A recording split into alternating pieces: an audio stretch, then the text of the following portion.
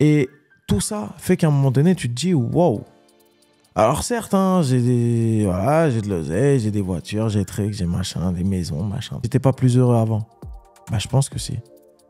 Donc forcément, soit tu arrives à trouver un équilibre entre cette vie-là et la vie équilibrée d'un mec qui est dans la vraie. Mais au moins, tu avais un couple avec une personne qui était saine en face de toi. T'avais des problèmes d'amitié, ouais. Mais les gens, au moins, à l'époque, quand tu les voyais, il n'y avait pas d'intérêt. Quand ils te voyaient pour ce que t'étais. T'étais un mec qui t'a fait dans un hôtel. T'étais pas un mec blindé. T'étais pas un mec plus blindé que ce qu'il était. T'étais pas un moyen de rouler en RS3 ou de baiser des meufs après un showcase. En fait, t'oublies tout, tu veux débrancher. Tu vois, quand il y a trop de bruit, des fois, t'as envie de mettre tes doigts dans les oreilles comme ça pour plus rien entendre. Bah, c'est la même chose, en fait. En gros, t'as besoin de débrancher et de déconnecter. Et en fait, tu te dis, bah, je vais partir. Mais je vais partir où? Parce que j'ai déjà essayé d'aller à l'autre bout du monde, ça n'a rien changé. Alhamdoulilah, dans mon cas, c'est pas grave parce que tu y reviens. Tu y reviens et il n'y a pas eu de peau cassée. Mais ça aurait pu. Ça se joue à rien, c'est ça? Bah, ça se joue à rien, gros. Hein, tu sais. Enfin, faire le geste de mettre une arme sur ta tempe, je l'ai fait. Hein. Donc, c'est pas. Tu vois. Ça se joue pas à grand chose. Hein.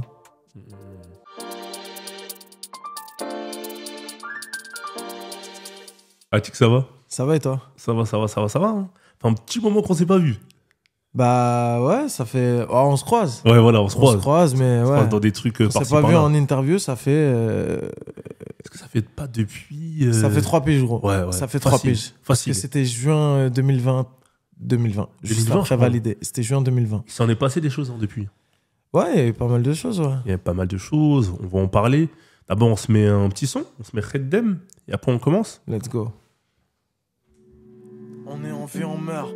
Et pour les plus chanceux, entre-temps on connaît l'amour. Le vrai pas celui d'Instagram, qui va et vient selon la taille des culs. Je te parle de tout donner, sans rien. Lui dit de baquer, il back ça. La même chose que j'ai avec mes rêves. Je te parle de foncer au feu comme Erin. Je te parle de Nicky qui veut casser mes rêves. AMG RS, Pacem, Turbo S, faudront jamais ça. Là je suis à Toulouse, je suis sous Jameson. Histoire de me vider la cabessa. Et je suis pas solo, je bouge jamais sans la fafa. L'été c'est Marseille, l'hiver c'est Mexico. C'est pas pour la sécu, c'est juste que j'ai pas envie d'être seul dans le luxe. Je repense à avant, quand j'avais pas un. Quand même mes darons, ils croyaient pas trop. Quand même mon ex me disait arrête, pas ouais ma grande. T'es mal et pas. J'ai jamais cherché le soutien, ça fait 10 piges que je suis le meilleur dans ma tête. Et maintenant que j'ai les stats, je me barre aux States. Ça maîtrise tout. Déjà, avant de parler de cet album, j'aimerais revenir juste sur une chose. Récemment, tu as fait un concert de soutien contre la réforme des retraites. C'était le 9 avril, il me semble. Est-ce que ça te tenait à cœur de participer à ce concert-là? Ouais, bien sûr. Après, tu sais, moi, j'ai jamais été dans le calcul de ce qui est populaire, ce qui est pas populaire, machin truc. C'est un combat qui touche à peu près tout le monde, où à peu près tout le monde est d'accord pour dire que, genre, c'est pas normal et qu'il faut lutter chacun à son échelle et à sa manière pour garder ce droit-là de la retraite. Donc, moi, prendre la parole sur les réseaux sociaux et faire des longs posts où j'explique que le cousin de ma tante ou ma mère ou truc machin a travaillé dur sa vie et que je pense à sa retraite et que je soutiens le combat, c'est très bien, mais c'est enfoncer une porte ouverte dans le sens où ça va rien changer. Et en plus de ça, tout le monde est corda. Ça crée même pas de débat. Donc, quand est venue la proposition de Guéno Fiasco, le mec qui a organisé ça avec son collectif, de faire un concert, là, j'ai trouvé qu'il y avait une utilité pour moi en tant qu'artiste parce que les gens, tu sais, il faut pas donner plus de crédit que ce qu'ils en ont aux artistes, tu vois. Genre, à un moment donné, frère, on est juste là pour chanter. Bah, chantons. C'est ça que les gens veulent, en fait. À un moment donné, voilà. Les gens, ils veulent payer pour voir des concerts avec leurs artistes qui kiffent. Et tant mieux si on a pu apporter cette pierre à l'édifice, tu vois. Et ça vaut toutes les prises de parole sur Twitter ou tous les messages Instagram sur fond noir, tu vois. C'est très bien, je respecte de ouf les gens qui font ça. Mais faut aller plus loin quand tu peux, en fait. En fait, si tu peux, faut se demander qu'est-ce qui va le plus servir la cause. Est-ce que c'est un message sur Insta qui apporte du soutien ou de toute façon, ils en ont déjà de la part de plein de gens et c'est entendu que tout le monde soutient ce truc-là? Ou est-ce que tu peux essayer de défendre la cause d'une autre manière en faisant des dons ou en participant à un appel aux dons à travers un concert, par exemple, tu vois, ce genre de choses. Et je sais qu'il y a plein de rappeurs qui ont soutenu cette initiative, des connus, des moins connus. Et c'est charmé, tu vois. Que même s'il est peut-être, qu'on va en parler tout à l'heure, le grand public t'a connu, peut-être il y a 3 ans, ça fait longtemps que tu rappes, ça fait longtemps que tu écoutes du rap. Comment t'expliques qu'il y avait aussi Medine à ce concert-là? Comment t'expliques qu'on a l'impression que le rap soit moins engagé maintenant? Je sais que c'est une question assez compliquée, En fait, mais sachant que... c'est juste que c'est pas le même engagement, je pense. T'avais un rap avant qui était très engagé dans le sens où il était politisé. Il était militant. Je pense qu'en fait, aujourd'hui, déjà, les gens, ils ont appris un truc, c'est que quand tu fais, t'es pas obligé de montrer. Donc, je suis pas sûr qu'ils montrent tous ce qu'ils font et ce qu'ils font dans leurs engagements au quotidien. Je pense qu'il y a plein de rappeurs qui développent des associations ou des trucs comme ça qui, pour moi, font partie de l'engagement. Quand tu as une association qui aide les familles de ton quartier ou que tu as une association qui va créer, je sais pas moi, forer des puits en Afrique. Pour moi, c'est de l'engagement, tu vois. C'est juste que c'est social, mais pas forcément pour la France. Après, il y avait ce truc très politique à l'époque, mais qui avait ses risques aussi, c'est qu'il y avait beaucoup de récupération. Et des fois, en fait, les rappeurs, c'était un peu les dindons de la farce, tu vois. Parce qu'en fait, ils étaient là toute l'année à critiquer des hommes politiques et du coup, à se mettre de mèche avec d'autres hommes politiques, ou hommes ou femmes d'ailleurs, hein, tu vois. D'autres partis politiques pour essayer de contrer tel mouvement. Sauf qu'en fait, tu te rends compte qu'à la fin, c'est un peu, frère, la ratatouille, elle est un peu pareille de tous les côtés, quoi. Et quand tu fais ça, c'est un peu, tu sais, on dirait un peu le, comment dire, c'est les phrases du PMU, tu vois, de dire, ouais, c'est tous les mêmes. Mais dans le fond, frère, en vrai de vrai, à part quelques exceptions sur quelques points, sinon c'est à peu près tous pareil. Genre, moi, je peux pas me dire que je vais aller faire bras dessous avec Emmanuel Macron pour contrer Marine Le Pen. Alors évidemment, il y a des choses qui peuvent être faites. Je sais que toi, tu sais ce qu'on peut faire pour ça. Mais moi, en tant qu'artiste, voilà, j'ai aussi cette nuance de savoir que mes aînés ont pu faire des choix qui n'étaient pas forcément les bons à l'époque. Et donc, du coup, de me dire que si demain, tu vois, moi, par exemple, dans ma jeune carrière, j'ai toujours réussi à esquiver de serrer la main d'un homme ou une personnalité politique. C'est quelque chose que tu ne veux absolument pas. Enfin, tu veux pas qu'on voit une image de Attic en train de serrer la main à un politique. En fait, je refuse parce que la personne même, tu peux être en accord avec elle aujourd'hui. Mais on en a vu des retournements de veste, des retournements de situation où la personne, t'es en accord avec elle et demain, elle bosse pour un tel et elle déclenche telle guerre et elle déclenche telle invasion et trucs et machin. En fait, toi, t'as peur de l'instrumentalisation du jour d'après, on va dire. Bien sûr. Et c'est aussi peut-être de ça qu'ont conscience les nouvelles générations de rappeurs, où ils se disent, en vrai, j'ai pas envie d'être instrumentalisé. Et puis il y a ce truc où, tu sais, ça va avec l'indépendance. Et tu vois, en fait, avant, c'était un peu aussi le truc d'être, en fait, dans l'absence, dans la présence de la conscience, il y avait aussi une forte docilité, parce que c'était une conscience contrôlée, tu vois.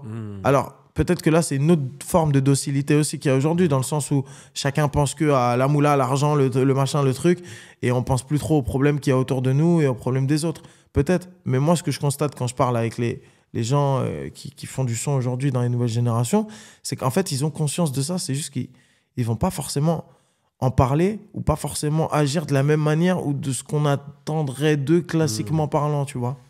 Voilà. Limite à l'époque, ça enfonçait un peu des portes ouvertes, en fait. Comme tout le monde dénonçait, c'était un peu à la mode de dénoncer, finalement. Oui, mais en fait, si tu veux, aujourd'hui, ce serait genre ultra bien vu d'enfoncer des portes ouvertes et de faire un son où tu dénonces le racisme et tout machin. Ce serait bien vu parce que c'est très rare, mais il faut savoir, c'est qu'à l'époque, c'était très monnaie courante. Très courant. De faire des morceaux où tu parlais de Sarko et machin. En vrai, si tu regardes la nouvelle génération, il n'y en a aucun qui va te parler de Macron. Tu vois, c'est très rare qu'on parle de politique. C'est très rare qu'on parle de politique. Alors qu'à l'époque, c'était tout le temps le cas, tu vois. Kerry James, ces trucs, et machin. Le name dropping. Il y avait tout le temps, frère, des personnalités politiques qui étaient citées. Maintenant, c'est pas que c'est moins bien maintenant ou que c'était moins bien avant. C'est juste que c'est différentes époques avec différents problèmes et différentes manières de communiquer et différentes manières d'être conscientisé, tu vois. Je pense pas que les typeux d'aujourd'hui soient plus bêtes que les typeux d'avant.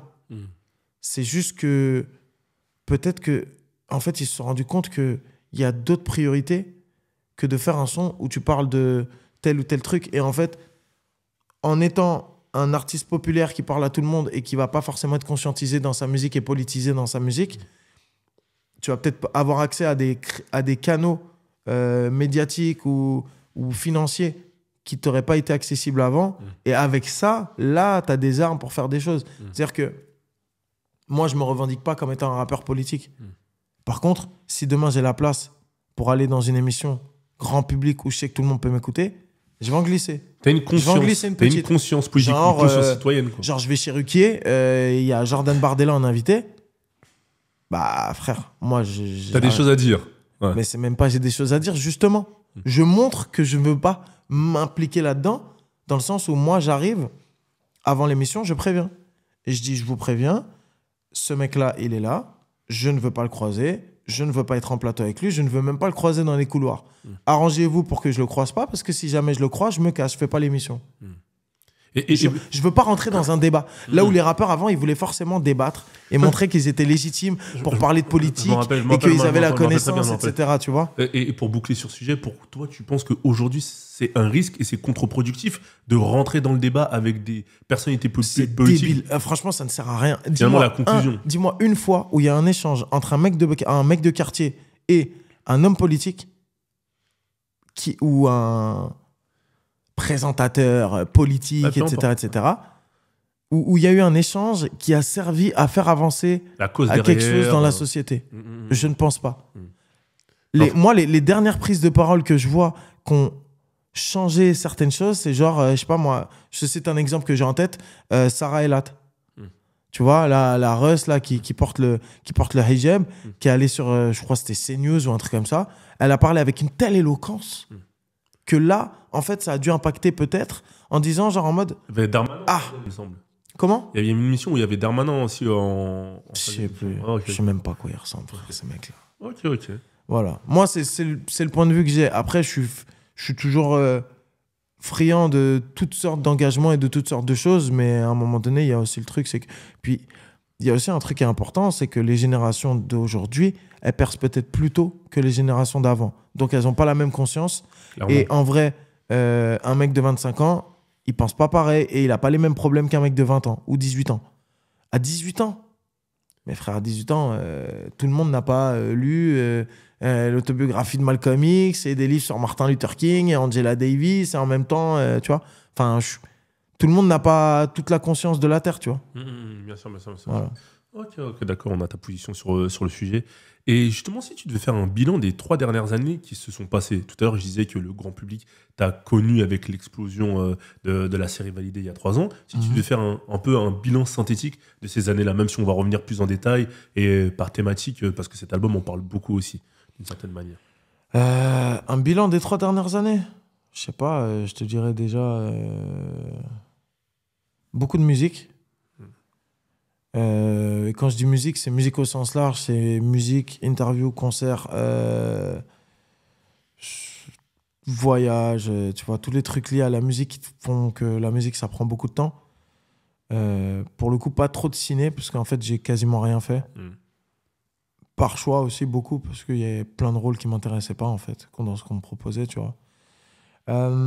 Ensuite, je te dirais qu'il y a eu beaucoup de changements liés à beaucoup de déceptions.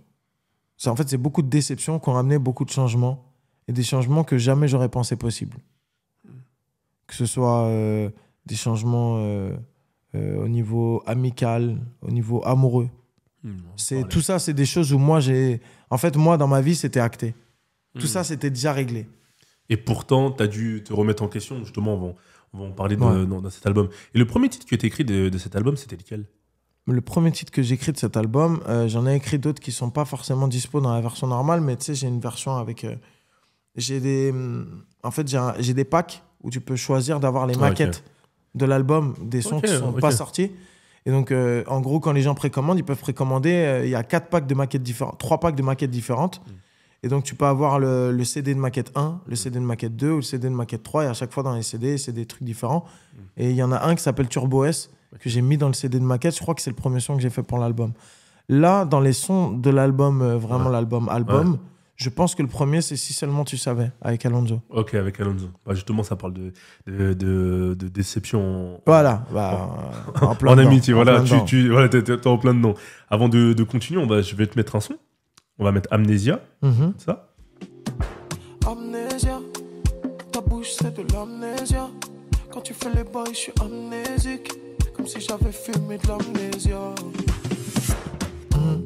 Quand je t'appelle, Rien, faut que tu réponds. réponds. Quand je t'appelle, faut que tu répondes.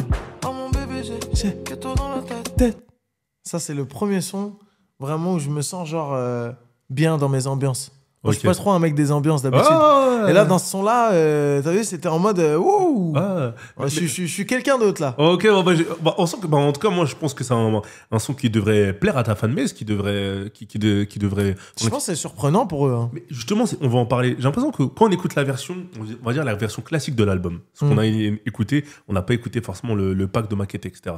J'ai l'impression que tu as un peu, je dirais pas délaissé les sonorités rap plus classiques parce que tu rappes toujours en fait sur cet album. Ouais, ça Tu rappe rappes toujours. beaucoup, tu dis beaucoup de choses, mais j'ai l'impression qu'il y a moins de sons comme Crash Test, Colère, etc. Ouais. Des titres Ouais. comme ça. Et j'ai l'impression que tu as pris le parti de dire, bah, je vais faire des sons qui me parlent, mais empreints de mélancolie. Beaucoup de guitare, beaucoup de piano. On est dans de la pop parfois, dans de la variette. Je sais pas exactement où est-ce qu'on se situe. Est-ce que c'est une volonté de ta part de te dire, bah, j'ai envie de tester musicalement des choses que t'as déjà fait avant, mais je mets de côté un peu les sonorités classiques. En fait, c'est simple. Déjà, faut se dire que cet album, moi, je le fais pendant à peu près toute la période où je fais l'album, j'écoute pas de rap.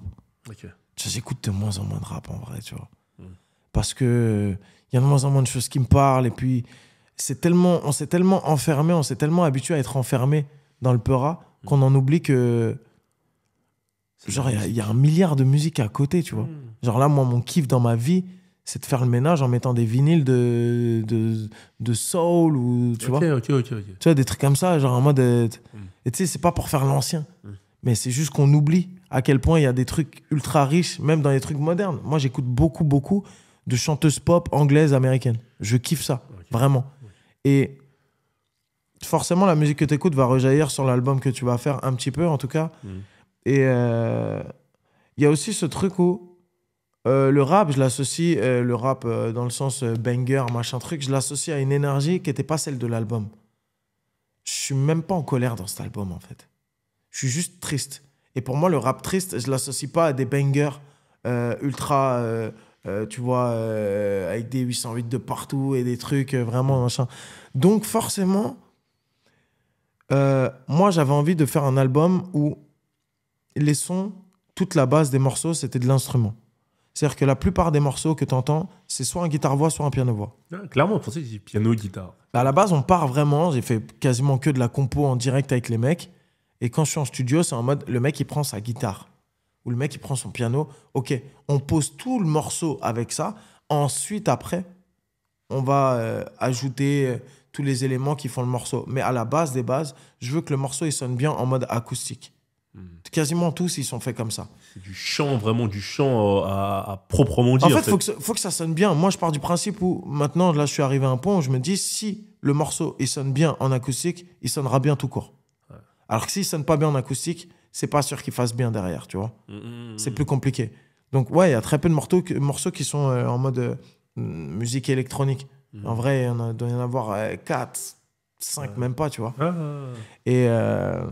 Et ouais, il y a ce truc très, très pop, très varié, très rap aussi, parce qu'en vrai, je peux pas dire que je rappe plus, parce que dans tous les morceaux, je rappe. C'est pour ça que tu dis, mais tu vraiment rappes toujours, mais c'est vraiment dans tous les morceaux, ça rappe. t'inquiète, dans tous les morceaux, il y a du rap. Parce qu'il y a une nuance, il y a pas de rap, parce que tu rappes dans les morceaux. C'est les sonorités, en fait, qui sont différentes. Exactement. C'est une subtilité. Bah, en fait, c'est du rap.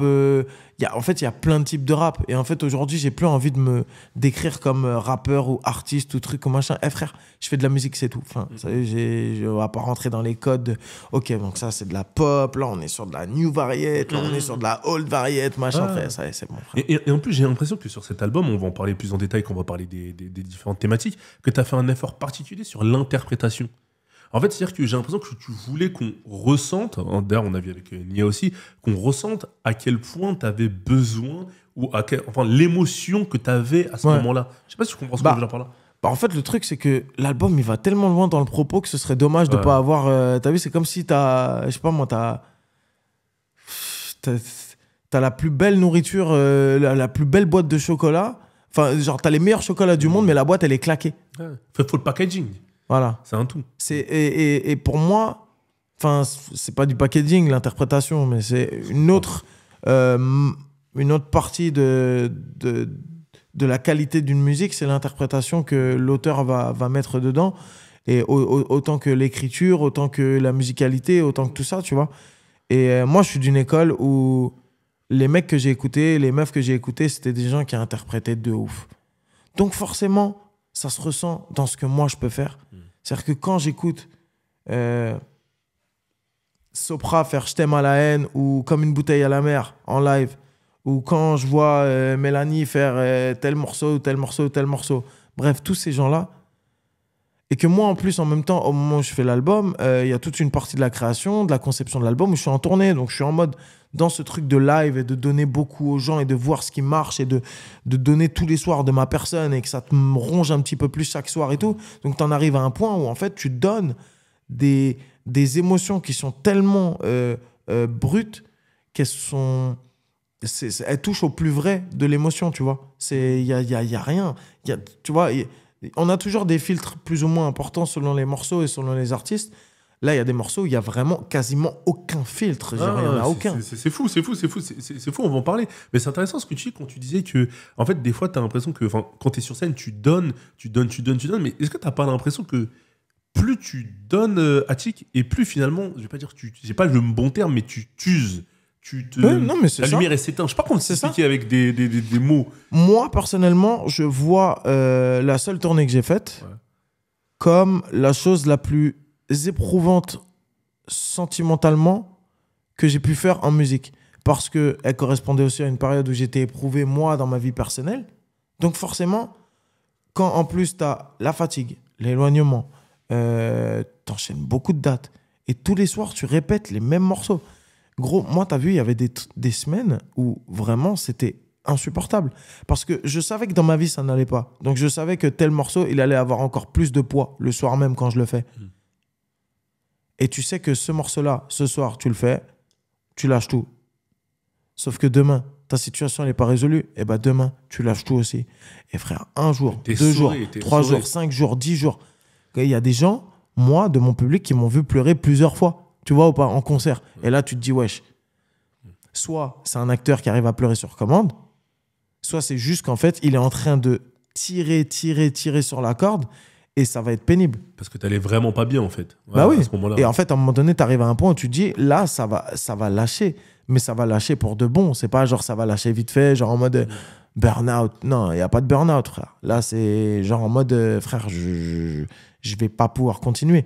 Ouais, un peu, justement, t'en parles, et en plus à un moment donné, je crois que c'est dans 03-2022, il me semble que tu dis si lâche une larme, ils diront que c'était pour le buzz. Il me semble que c'est dans ce titre-là que tu dis ça. Donc ça veut dire que t'avais même cette conscience de toi, t'es humain, t'es humain, en fait, t'as nu, en fait, quand tu vas lâcher une larme, ou il y aura de l'émotion. Et on peut interpréter ça comme vas-y, Attic, il en fait. Mais parce que c'est l'histoire de ma vie, frère. Moi, quand je suis joyeux en interview ou quand je fais un truc sur internet et que je suis un peu trop comme j'étais avant, là, tu vois. Bah, quand je suis comme ça, les gens ils vont dire c'est un acteur, lui, il en fait trop, machin. Il veut trop prouver, il veut trop être machin, truc. Mais en fait, le problème, c'est que les gens ils te connaissent pas. Donc, toi, par exemple, tu me connais dans la vraie vie. Tu sais que moi, je suis con dans la vraie vie. Je peux être comme ça. Mais le problème, c'est que moi, mes potes, c'est pas mon public. S'il y avait que mes potes ou les gens qui me connaissent pour dire comment je suis et pour parler de moi, normalement, il y aurait beaucoup de choses positives à dire de WAM et très peu de négatifs. Mais le problème, c'est quand les gens ne te connaissent pas, ils analysent. En plus, ça devient le truc de dire ça ou dire ça, ça devient à la mode. Donc, vas-y, c'est facile, donc on va y aller. Et donc, c'est pour ça que même quand je fais le morceau, genre, j'anticipe la réaction des gens où je sais que les gens sont tellement mauvais qu'ils sont capables de voir quelqu'un dans la plus grande des détresses et de dire que c'est un menteur qui fait ça par calcul et que truc machin, tu vois. Mais pour revenir justement à l'image médiatique que tu avais, il fut un temps, est-ce que ça, quand tu vois qu'on dit c'est un acteur, il paraît prétentieux, ou il paraît arrogant, il en fait trop, etc., comment est-ce que tu l'as vécu, toi? Quand tu commençais à prendre... Je te parle avec le recul. Au début, j'étais en mode mais vous comprenez pas. Mais non, mais Je suis pas comme ça. Ouais. Et en fait, tu te rends compte d'un truc, c'est que déjà, il y a plus important dans la vie que ce que un tel ou un tel va penser de toi, même si en vrai, ça ne m'a jamais vraiment atteint, mais tu as toujours envie de dire aux gens, genre, vous vous êtes trompés. Et en fait, tu te rends compte un truc, tu as vu, quand c'est la première fois, c'est relou, quand c'est la deuxième fois, c'est relou. Et frère, quand on est à ta 15e, ça y est, gros. Franchement, tu as vu, le mec qui est habitué à faire des accidents de bécane, au bout du 15e, frère, il est là, la moto, elle part, frère, il s'en bat les couilles. Hein. Mais est-ce que tu soignes pas plus tes prises de parole maintenant? Mais bien sûr. Que ce soit Je fais aussi, médiatiquement mais ou je sur fais les aussi réseaux. attention à ça. Ouais. Déjà, j'ai beaucoup moins parlé, en vrai. Ouais, bien sûr. J'ai disparu du paysage. Et sans le vouloir, je réapparaissais des fois. Tu vois? En mode, frère, je fais mon album tranquille dans mon coin, mais quand même, ça trouve le moyen par X ou Y réseau, ça trouve le moyen de parler de moi. Frère. Wesh. Occupez-vous de vos darons, les frères, tu vois. Mais après, tranquille, il n'y a pas de souci. Parlez de moi. C'est comme j'ai toujours dit, et je le dirai toujours, parlez. Tant que vous parlez, c'est que je suis frais. Le jour où les gens ne parlent plus de toi, c'est là où il faut t'inquiéter. Mais est-ce que c'est pas un peu pesant, justement, ce côté, même si on dit la promo, bonne ou mauvaise, ça reste de la promo, on va dire. Non, mais ça reste de la promo. Mais après, moi, je préfère de la bonne promo, frère. Est-ce que c'est pas pesant pour toi qu'on parle de toi, des fois, quand t'as pas envie, en fait? C'est ce truc de encore un truc. Ouais, et surtout qu'en fait, c'est toujours les mêmes trucs, frère. Ouais. C'est toujours ton pote qui t'appelle, qui te dit wesh, gros, qu'est-ce que t'as fait, machin truc. Et là, tu te dis quoi? J'ai fait quoi? Ouais, t'as pas vu machin truc sur Twitter et truc et machin.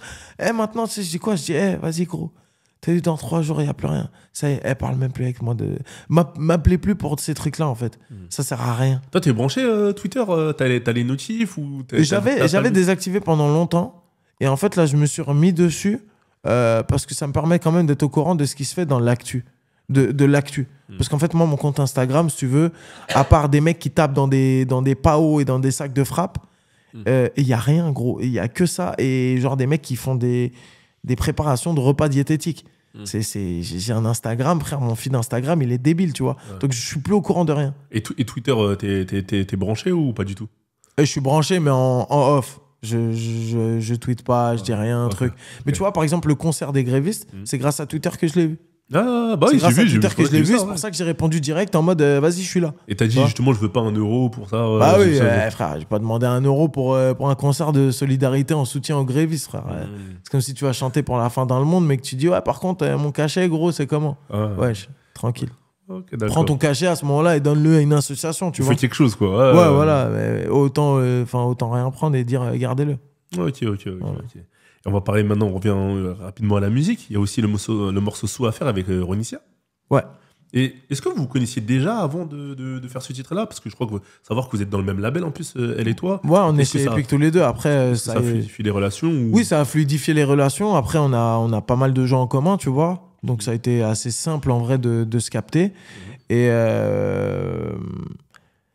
bah, c'est un gros morceau, hein. Tu vois, en vrai, moi j'avais ce morceau-là qui traînait, sauf que en fait c'est Colo par exemple. Colo, il me disait gros, invite Ronnie, frère.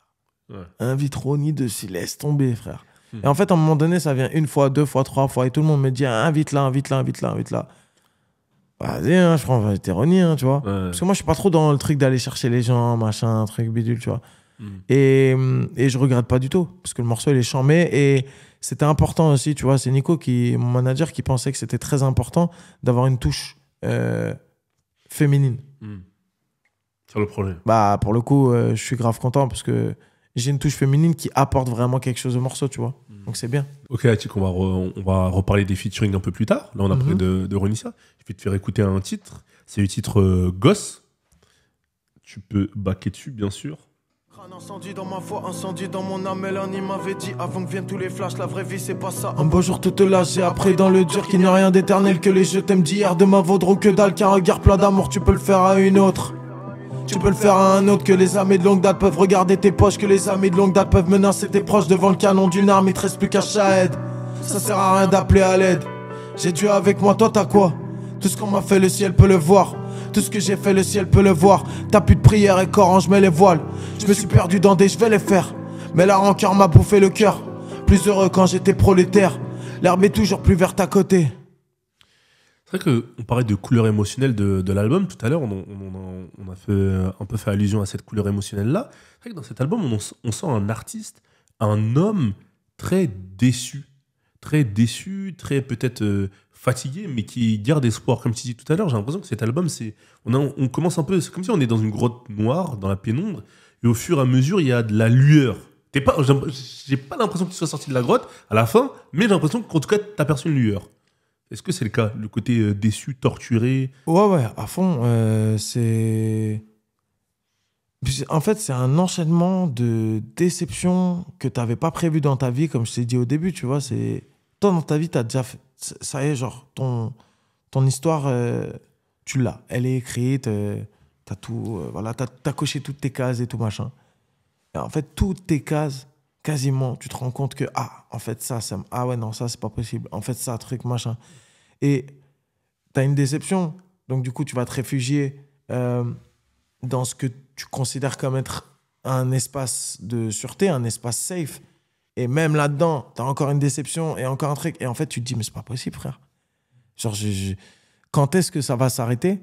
Quand est-ce que je vais être enfin safe, bien, en sécurité? Et je te parle de sécurité émotionnelle avant tout, tu vois. Je te parle pas de sécurité physique, même s'il y a aussi ce truc-là, tu vois. Et puis surtout, c'est pas ça que j'avais en tête à la base, quoi. À la base, je veux juste faire de la musique, kiffer. Ouais. Mais il y a ce truc, par contre, à la fin de... Je suis peut-être pas sorti, mais je sais comment sortir. On va en parler justement parce que pour créer cette interview, on l'a découpé en plusieurs parties. Et des parties, tu me diras si ce sont les bonnes.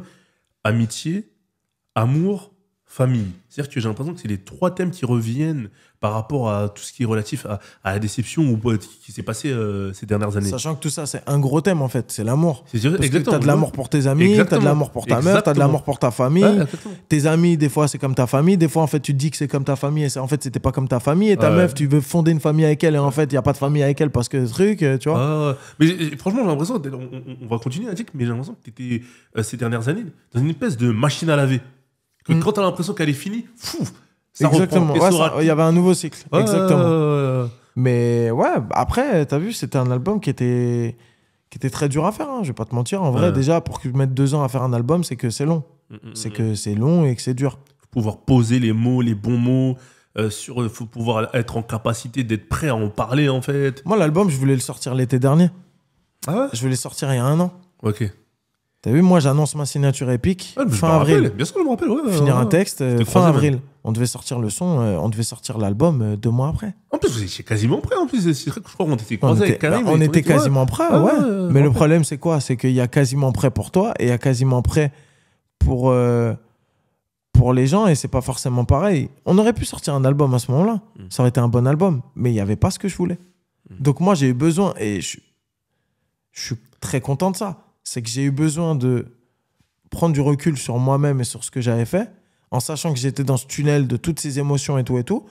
Et j'ai même eu besoin de régler ces choses-là dans ma vie pour pouvoir finir cet album.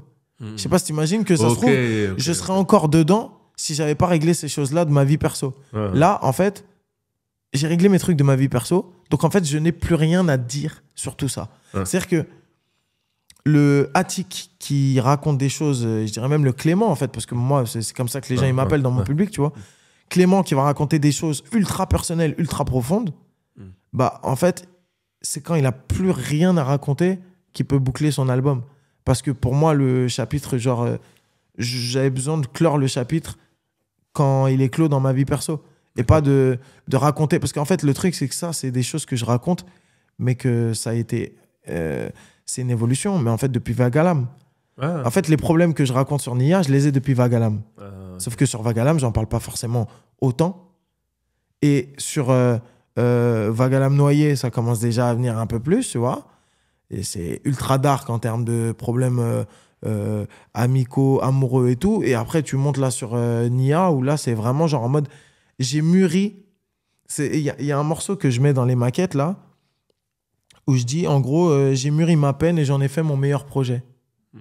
C'est que c'est ça, en fait. C'est qu'il fallait prendre le temps d'avoir de la peine, de raconter cette peine et de la mûrir pour en raconter raconter cette peine sur des morceaux aussi. Tu vois, il y a la peine, en fait, c'est un peu le mode d'emploi d'un album triste. C'est comment faire de la chanson triste de plein de manières différentes. Ah ouais. Et est-ce que le mot mûrir, on pourrait prendre comme synonyme le mot digérer? Ouais. Digérer, digérer, c'est exactement ça. Ok, d'accord. C'est exactement ça. C'est-à-dire que des fois, tu viens de manger et tu peux pas apprécier la nourriture à sa juste valeur et peut-être tu as besoin d'attendre 2-3 heures ou 8 heures pour dire c'était vraiment bon. Tu vois ou pas ce que je veux dire? Mais quand tu manges, tu peux aussi faire le truc où tu débriefes à chaque bouchée où tu dis ah, c'est trop bon, c'est trop bon. Mais il faut pouvoir faire un peu tout. Et c'est pour ça que dans cet album, il y a des morceaux où je les ai écrits avant les problèmes, il y a des morceaux où je les ai écrits pendant les problèmes, il y a des morceaux où je les ai écrits en mode, tu sais, entre deux. Tu sais, des fois, tu as des problèmes, après, à un moment donné, tu n'en as plus, tu écris, et puis en fait, ça revient. Et puis, j'ai écrit aussi quand c'était vraiment fini, over, ça y est, c'est bon, c'est acté, bouclé, machin, truc. Vas-y, viens, on fait le bilan, tu vois. Bon, on va rentrer sur le thème amitié. Je te mets le titre Si seulement tu savais avec Alonso, on rentre sur le thème amitié. Toute ma vie j'ai prié que Dieu me donne la paix, ouais. Et qu'on m'envoie sous terre si j'en vais un de mes frères, ouais. Il voit les sacrifices, il voit la réussite. T'es un des leurs quand tu pètes un flic ou bien quand t'as du fric. Mais tout ce que t'as faut le partager, ils te laissent même pas la moitié. Pourtant quand j'étais en bas, personne pour me ramasser. Ils sont bons qu'à te caillasser. Et quand tu pètes c'est les sangs, mais y'avait air quand j'avais qu'un rouge pour la bouffer l'essence. Tu m'as sorti que si j'ai amassé. Je suis à la télé, non je fais pas la scène. Je voulais juste voir de la fierté dans leurs yeux. Mais dans leurs yeux, moi j'étais bon qu'à ralasser. Et justement, dans le titre Ghost, tu dis aussi les amis de longue date peuvent regarder tes poches, peuvent menacer tes proches. Et quand en fait quand on écoute le titre Si seulement tu savais, tu racontes aussi des anecdotes, le fait qu'ils te voient un peu, peut-être certains amis, comme une banque, etc. Est-ce que tu peux nous raconter ce qui s'est passé, ce que tu peux dire devant une caméra, en termes de déception amicale? Qu'est-ce qui s'est passé en fait? En fait, c'est pas compliqué, c'est l'histoire classique de, je sais pas, 80% des rappeurs. Mais qui n'est pas négligé, parce que c'est vrai qu'avant que tu commences, c'est vrai que c'est classique, mais on a l'impression que, encore une fois, mais en fait, ça fait mal, j'ai l'impression que vraiment tu l'as senti. Après, il y a des rappeurs où il y a plus de raisons, il y a plus de justifications. Moi, dans le sens où, il faut savoir un truc, c'est que moi, toute ma vie, j'ai fait de la musique, toute ma vie, j'ai jamais attendu personne pour faire de la musique. On m'a jamais donné 1 euro pour faire de la musique. J'ai jamais attendu le soutien de qui que ce soit pour faire de la musique. Et d'ailleurs, je ne l'ai pas eu. En vrai, la plupart des gens ne me soutenaient pas. C'est-à-dire que c'était en mode lui, vas-y. Lui, il rappe, c'est claqué, tout machin. Et les gens, après, ils te le disent. Ils te le disent, franchement, j'y croyais pas. Sartek, j'y croyais pas. Ça fait plaisir, tu vois, quand quelqu'un te dit j'y croyais pas et truc.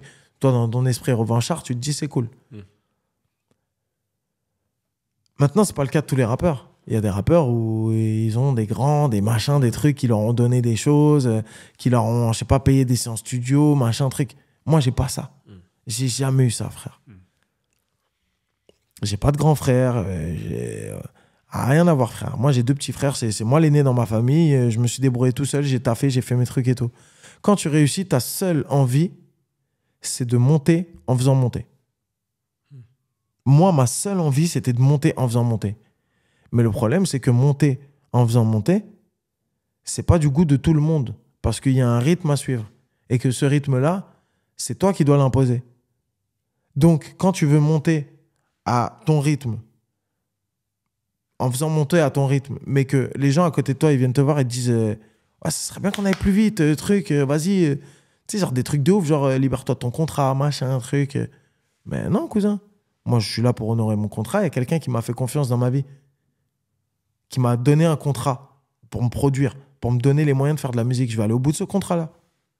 Même si, t'as vu, ça, c'est des choses que j'approfondis pas dans l'album, même si ça aussi, ça a été des problèmes. Et moi, j'ai eu grave des problèmes en termes de production, machin, truc, producteur et tout, bref. Tout ça, c'est lié. Donc, en fait, t'arrives dans un endroit où les gens qui sont censés être juste là en mode putain, je kiffe, c'est lourd, y a un gars de chez moi qui pète, je suis grave content, j'ai envie de kiffer les moments avec lui. Et vas-y, je m'en fous, tu vois, je cherche pas à gratter un truc ou à profiter d'un buzz pour monter tel truc ou machin. Vas-y. Et bah, le problème, c'est que les gens, ils sont plus pressés. Ils sont plus pressés que toi. Ils connaissent mieux la musique que toi. Ils connaissent mieux la vie que toi. Mais il n'y en a aucun qui a jamais fait de musique. Et encore moins qui a réussi dans la musique. Tu vois ce que je veux dire? Donc, en fait, tu te dis, et je vais peut-être mettre un peu le haut là sur tout ça, tu vois. Sauf qu'en fait, tu peux vouloir mettre le haut là. Mais toi, tu vas mettre le haut là, toi, tu vas partir. Mais il reste des gens, toi, à toi là-bas. Ben, les gens qui restent, eux, ils se retrouvent à payer les pots cassés. Et c'est ça, en fait, le problème, c'est que tu te retrouves à devoir avoir des gens autour de toi qui n'ont rien à voir avec tes problèmes et qui prennent tes patins. Et ça, c'est juste un truc dommage parce que moi, j'en veux à personne. Je ne suis pas dans un truc de... C'est ce que je dis dans les sons, c'est que j'en ai voulu, j'étais énervé, j'étais machin, truc et tout, et je suis revenu de ça. T'as vu, chacun fait sa vie. Parce qu'aujourd'hui, tout ça, c'est fini. Tout ça, c'est... Vas-y, ça y est, c'est bon, il n'y a plus rien et tout, machin. Donc, avec la maturité, moi, je dis aujourd'hui, alhamdoulilah, j'ai pas niqué ma vie. Parce que sinon, tu peux penser à faire des trucs de ouf. Parce qu'on te fait des trucs de ouf. Donc, toi, tu vas dire quoi? Tu vas dire, mais poto, mais moi, je suis un homme, en fait. Donc, moi, je vais te répondre à un moment donné. Et t'es dans ton droit de répondre. T'es dans ton droit d'aller au-dessus. T'es dans ton droit de faire des trucs de ouf vu ce qu'on t'a fait. Sauf que tu te dis quoi? Est-ce que j'ai envie de faire ça? Est-ce que j'ai envie de niquer ma vie? Est-ce que truc? Non. Mais ça part de gens que tu considérais comme tes amis qui voulaient. C'est les mecs avec qui j'ai grandi, gros. Ça quoi, des gens avec qui t'as grandi qui, entre guillemets, voulaient. C'est des gens, t'as mangé chez leur daronne, ils ont mangé chez ta daronne. Et tu croises sa daronne, tu lui dis bonjour. Tu l'aides à porter les secousses. Et ils croisent ta daronne et ils lui disent bonjour. Alors même qu'il y a tout ça. Ok. Et ils peuvent croiser ta daronne et lui dire quand même bonjour. Tu vois. Mais c'est quoi? Ça veut dire qu'ils voulaient profiter de ta situation financière parce qu'ils se sont dit, ah, Tic, c'est maintenant, t'as vu, il y a des trucs à faire, il y a de l'argent à prendre. Ouais. Et toi, t'es dans ta démarche artistique d'artiste. Surtout qu'en fait, moi, t'as vu, les gens, ils te voient plus beau que tu ne l'es. Parce qu'ils ont conscience de rien du tout. C'est-à-dire qu'ils fantasment. T'as vu, t'as des gens qui viennent, ce qu'on appelle le West-West. T'as des gens qui viennent, il y a des petits démons dans le game.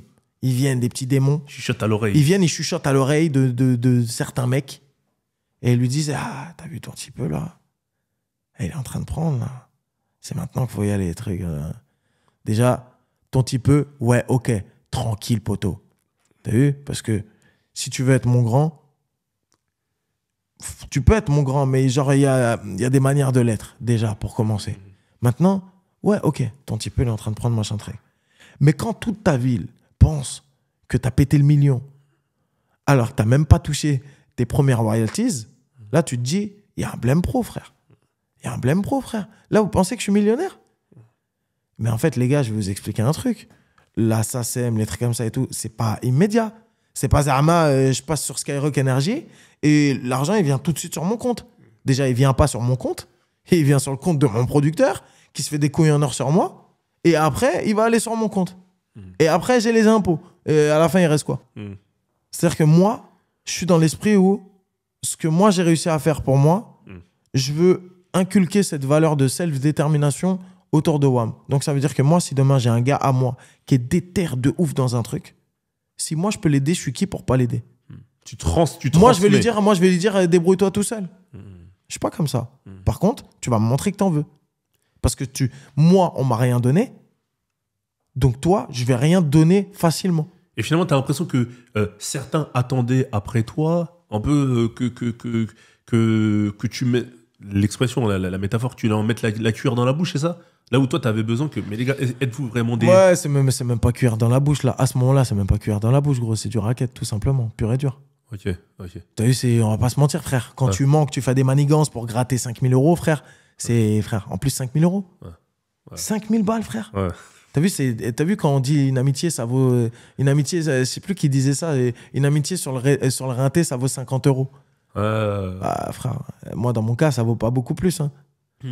Après, bon, si tu perds des amis qui valent 500 euros, au final, c'est que t'as pas perdu grand-chose, tu vois. Mais Adik, finalement, est-ce que tu dirais que quand t'as grandi en tant qu'artiste, en tant qu'être humain, finalement, t'avais des amitiés, et ces amitiés-là n'ont pas été mises à rude épreuve, et finalement, tu pouvais pas savoir que c'était, je vais pas dire des faux amis ou des faux proches, parce que tu les avais jamais réellement testés. Et là, grâce à ta carrière, grâce à ton succès, t'as pu les tester. Mais c'est une bénédiction, Et gros. c'est ça que je te C'est dis, une justement. Et bénédiction. c'est là que Moi, t'as je vu, l'ai- finalement, ok.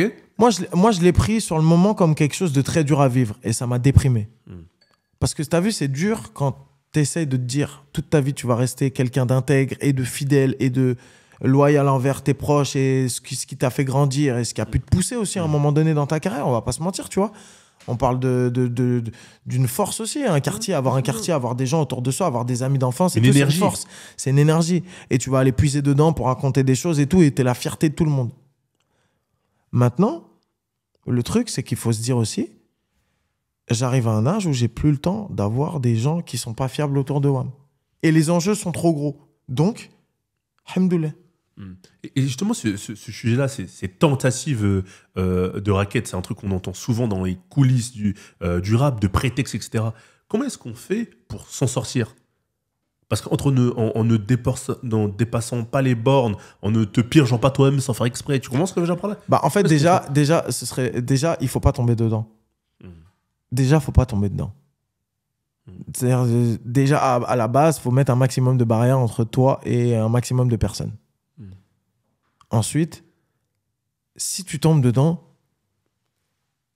après, chacun voit midi à sa porte. Il y en a, ils vont te dire, moi, je vais machin. Ouais. Chacun fait ce qu'il veut. Moi, je m'en bats les couilles. Là où c'est intéressant, Attic, Moi, personnellement, j'ai une daronne, un daron, une grand-mère, une famille où tout le monde gagne sa vie, personne n'a jamais attendu après moi.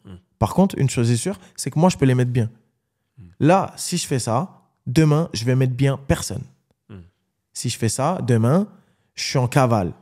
Ou je dois aller au Star et prendre 8 ans ou je sais pas quoi. Moi, je vais prendre 8 ans, niquer ma vie pour des mecs qui veulent me niquer ma vie. C'est-à-dire que dans tous les cas, à la fin, ils auront réussi. Donc, en fait, tu calcules. Tu te dis, là, ils veulent me niquer ma vie. Mais à côté, tu peux pas céder. Parce que si tu cèdes une fois, waouh, ça y est, c'est réglé. Jackpot. Il a cédé une fois, il va céder 3 fois, 4 fois, 10 fois, 20 fois. Donc, il n'y a pas 50 options, en fait. Mets la nia dans ce que tu fais, mets les bonnes intentions dans ce que tu fais. Moi, j'ai tellement prié, gros, c'est... Voilà. Et surtout, sois prêt au pire. Attends-toi au pire, même si toi, tu veux le meilleur. C'est-à-dire, sois prêt au pire. Et, et pour ça, ça veut dire bien s'entourer, bien s'équiper, bien, tu vois. Voilà, c'est tout. C'est dire, moi, en fait, gros, j'ai jamais décidé de vivre comme un mafieux et je vais jamais vivre comme un mafieux. Par contre, si vous voulez me faire vivre comme un mafieux, bah, je vais aller avec la mafia. Tu vois ce que je veux dire ou pas? Ouais, genre, c'est ça, c'est horrible de penser comme ça alors que t'as jamais voulu ça. Mais à un moment donné, c'est soit tu manges, soit tu te fais manger. Et moi, autant je suis pas le plus dur et le plus voyou et le plus truc et j'ai jamais été là-dedans, frère, je m'en bats les couilles. Et c'est aussi pour ça que les gens se permettent des choses. C'est qu'ils savent que t'es gentil. Les gens, ils sentent la nia. Donc ils se disent, lui, c'est quelqu'un de nia. Et ils savent comment te parler. T'as vu, les gens, ils savent comment te parler. Ils savent comment te... Comment rentrer dans ta tête, comme on dit. Ouais, voilà. Ouais, moi, tu sais, machin, truc. Ouais, toi et moi, c'est très bien, mon ref, machin, truc. Ouais, frère, non. Et en fait, frère, t'as vu, tu prends un son de cloche là, un son de cloche là, un son de cloche là, on te dit, hey, il est bizarre le poteau, parce que truc. Ah ouais? Bah vas-y. Et en fait, maintenant, je suis... Genre, en fait, je suis arrivé à un stade où tous les gens, c'est comme ça. Ciao. Je peux te sortir n'importe qui de ma vie comme ça. Tu as gagné cette capacité à pouvoir sortir des gens de ta vie automatiquement, en fait. Bah, regarde quelqu'un, enfin, tu vois, c'est tout con, mais quelqu'un qui a connu beaucoup de décès dans sa vie. Mais je te jure qu'à la fin, il est moins impacté sur le long terme par un décès que, genre, ça va lui faire des trucs. Bien sûr, je te dis pas que la personne, elle est insensible, mais ça t'enlève une certaine sensibilité quand même, tu vois. Moi, il y a des gens, frère, pour des trucs qui n'ont rien à voir. Hein. T'as vu des trucs de... Genre, le mec, c'est un ami que j'ai rencontré dans le Nesby, mais il a fait un move bizarre. Un move, frère, vas-y, bref, un truc chelou de ouf dans le Nesby et tout. Ouais. Dégage ta mère. Vas-y, ça y est. Ciao. J'ai pas le temps pour ça. Parce qu'en fait, avant toi, il y en a 15 qui sont partis. Tu crois que je vais me prendre la tête pour toi? Ça y est, toi, tu dégages ta mère. Une meuf, tac, allez, tu dégages ta mère. Voilà. En fait, à la fin, ça devient genre en mode, t'apprends à dégage. Et au final, tu te retrouves beaucoup plus seul. Mais par contre, tu sais que le peu de gens qui sont avec toi, bah voilà, ils ont fait les crash tests, quoi. Voilà, c'est tout. En fait, limite, malheureusement, on s'habitue un peu à tout. Donc, c'est-à-dire que même les séparations, les déceptions, c'est des choses que maintenant, que c'est plus ou moins géré. Quoi. Ouais, et puis tu t'habitues à tous les vices aussi. C'est-à-dire que tous les vices qui peuvent se faire, en vrai, je les ai pas tous vus, mais j'ai l'impression de les avoir tous vus. Tu vois, tous les sevis, tous les trucs et tout. Moi, je sais que quand je rentre dans un endroit, je sais que tel mec, potentiellement, il est en train de prévenir tel autre mec que je suis à cet endroit-là et que truc est... Tu vois, c'est des trucs comme ça. Vas-y, mais frère. est-ce que c'est pas trop lourd à porter parfois? Bah, Pas envie de des fois, tu es là, tu vas boire ton verre, je sais pas, avec tes amis ou peu importe, avec ta famille, et tu vas être tout le temps dans la réflexion de regarder le pourquoi du comment, de qui, c'est de pour quoi, ça. de... C'est pour ça que t'en arrives à des conclusions très simples. Pourquoi je vais rester là? Je vais me barrer, frère. Tu te barrais où, toi? Enfin, peut-être pas à la destination, mais je veux dire... moi, je vais à LA, moi. Ok, d'accord. Ouais, je te le dis, je vais à LA. Ok, d'accord. Ouais, je vais à LA. Bel quand les Crips et les Bloods aussi là-bas. Ouais, mais les Crips et les Bloods, en fait, il faut te dire un truc, c'est qu'eux, déjà, ils ont pas la mentalité hagar qu'on a en France, déjà. Ouais. Et en plus de ça, même s'ils le sont, ils me connaissent pas, frère. Tu Ouais. crois, nous, il y a des gens blindés qui marchent dans nos rues partout. Ouais. On les connaît pas, frère. On s'intéresse à qui? Les rappeurs et les footeux, frère. Ouais, bah, parce que... Comment ça fait tiep, frère? La vie de ma mère, il y a des gens, ils font 100 fois plus d'oseille. Mais pourquoi aussi... Les rappeurs, ils font pas trop d'argent, en vrai, hein, frère. On veut raqueter les rappeurs on veut pour la dire fame, mais... On veut dire voilà. les termes ou quoi? Ils font... Non, mais attends, frère. Ouais. On va pas parce se qu'en fait, mentir. faut pas mélanger, entre guillemets, génération de revenus et notoriété. Et comme les artistes et les footeux ont les deux, génération de revenus et notoriété, ça Les fait que... footeux ont beaucoup plus d'argent que les rappeurs. Moi, on en parlait la dernière fois. On beaucoup parlait plus. justement avec Marois qui nous disait aussi, elle nous disait, mais nous, les artistes, comparé aux footeux, on n'est même pas dans le même monde. Vous vous rendez pas compte, en Mais fait. ouais, que- gros, On- mais bien sûr. En Tu fait. confirmes. Bah ouais. Euh, C'est-à-dire que moi, je suis très bien, alhamdoulilah, je suis Ouais. très très bien. mais ne pensez pas que... Mais en fait, si je commence à parler d'oseille avec un mec qui est à peu près au même niveau que moi, genre en mode un mec qui est bien classé et tout, machin truc, dans le top français et tout, ben ce mec-là, il me donne pas l'heure. Donc en fait, déjà, de base, vouloir qu'être un rappeur, en fait, moi, je trouve ça claqué. Parce qu'en plus de ça, ça s'est tellement fait que maintenant, ça y est, les gens, ils commencent à capter le vice, tu vois, genre en mode... ils commencent à capter les trucs, et puis tu sais, ce game, il est bizarre. Il y a des équipes spécialisées en protection, et il y a des équipes spécialisées en Ketra. Et des fois, c'est les mêmes, des fois, c'est, tu vois, Ouais. on connaît tous les histoires, et toutes les histoires, t'as vu, moi, mes histoires, elles ont circulé dans les trucs, dans les machins et tout, machin. Et je m'en bats les couilles. Ouais. Je m'en bats les couilles, parce qu'à la fin, frère, au final, moi, je suis droit dans mes baskets, j'ai été quelqu'un de droit. La justice a été rendue, tu vois, la justice divine a été rendue dans le sens où ma vie, mes problèmes, ils se sont arrangés. Alhamdoulilah, pour l'instant, t'as vu, moi, tout va bien. Donc, c'est ça le plus important. Voilà. D'accord. Maintenant, on va parler d'amour attique. Je te demande le morceau Est-ce que tu m'aimes? On s'aime à fond, on se fait la guerre. Et c'est toujours la même histoire. Ouais, c'est toujours la même histoire. Soit tu manges ou tu te fais manger. 50-50, c'est dans les livres. Y'a pas de princesse et y'a pas de prince. Non, je perds la raison comme mon cœur en pince. Moi, et comme un drogué, je cours vers le danger. Même abîmé, j'irai toujours danser. Quand vient la mort, je suis toujours en transe. Et quand vient la pluie, je suis toujours trempé. Moi, j'aurais tout donné si seulement on s'était pardonné. Pardonné, y'a plus d'amour, y'a que des cœurs cassés. J'ai même cru voir la mort passer. Est-ce que tu m'aimes? Dis-moi tout. Est-ce que tu m'aimes? Hein? Est-ce que tu m'aimes? C'est vrai que tu parles beaucoup d'amour dans cet album. Il y a Adieu les amours, il y a Sous affaire, il y a Amnésia, il y a Est-ce que tu m'aimes? Et tu parles aussi dans Gosse aussi, tu parles d'une anecdote qui t'est arrivée, il me semble que c'est avec quelqu'un dont tu as partagé la vie ou tu as partagé la tienne. Enfin, c'est la même chose, j'ai envie de te dire. Est-ce que tu dirais que tes relations... Elle a partagé ma vie. Ouais. Je sais pas comment tu... Tu Ça dépend, hein, qui donne à manger à qui, en fait.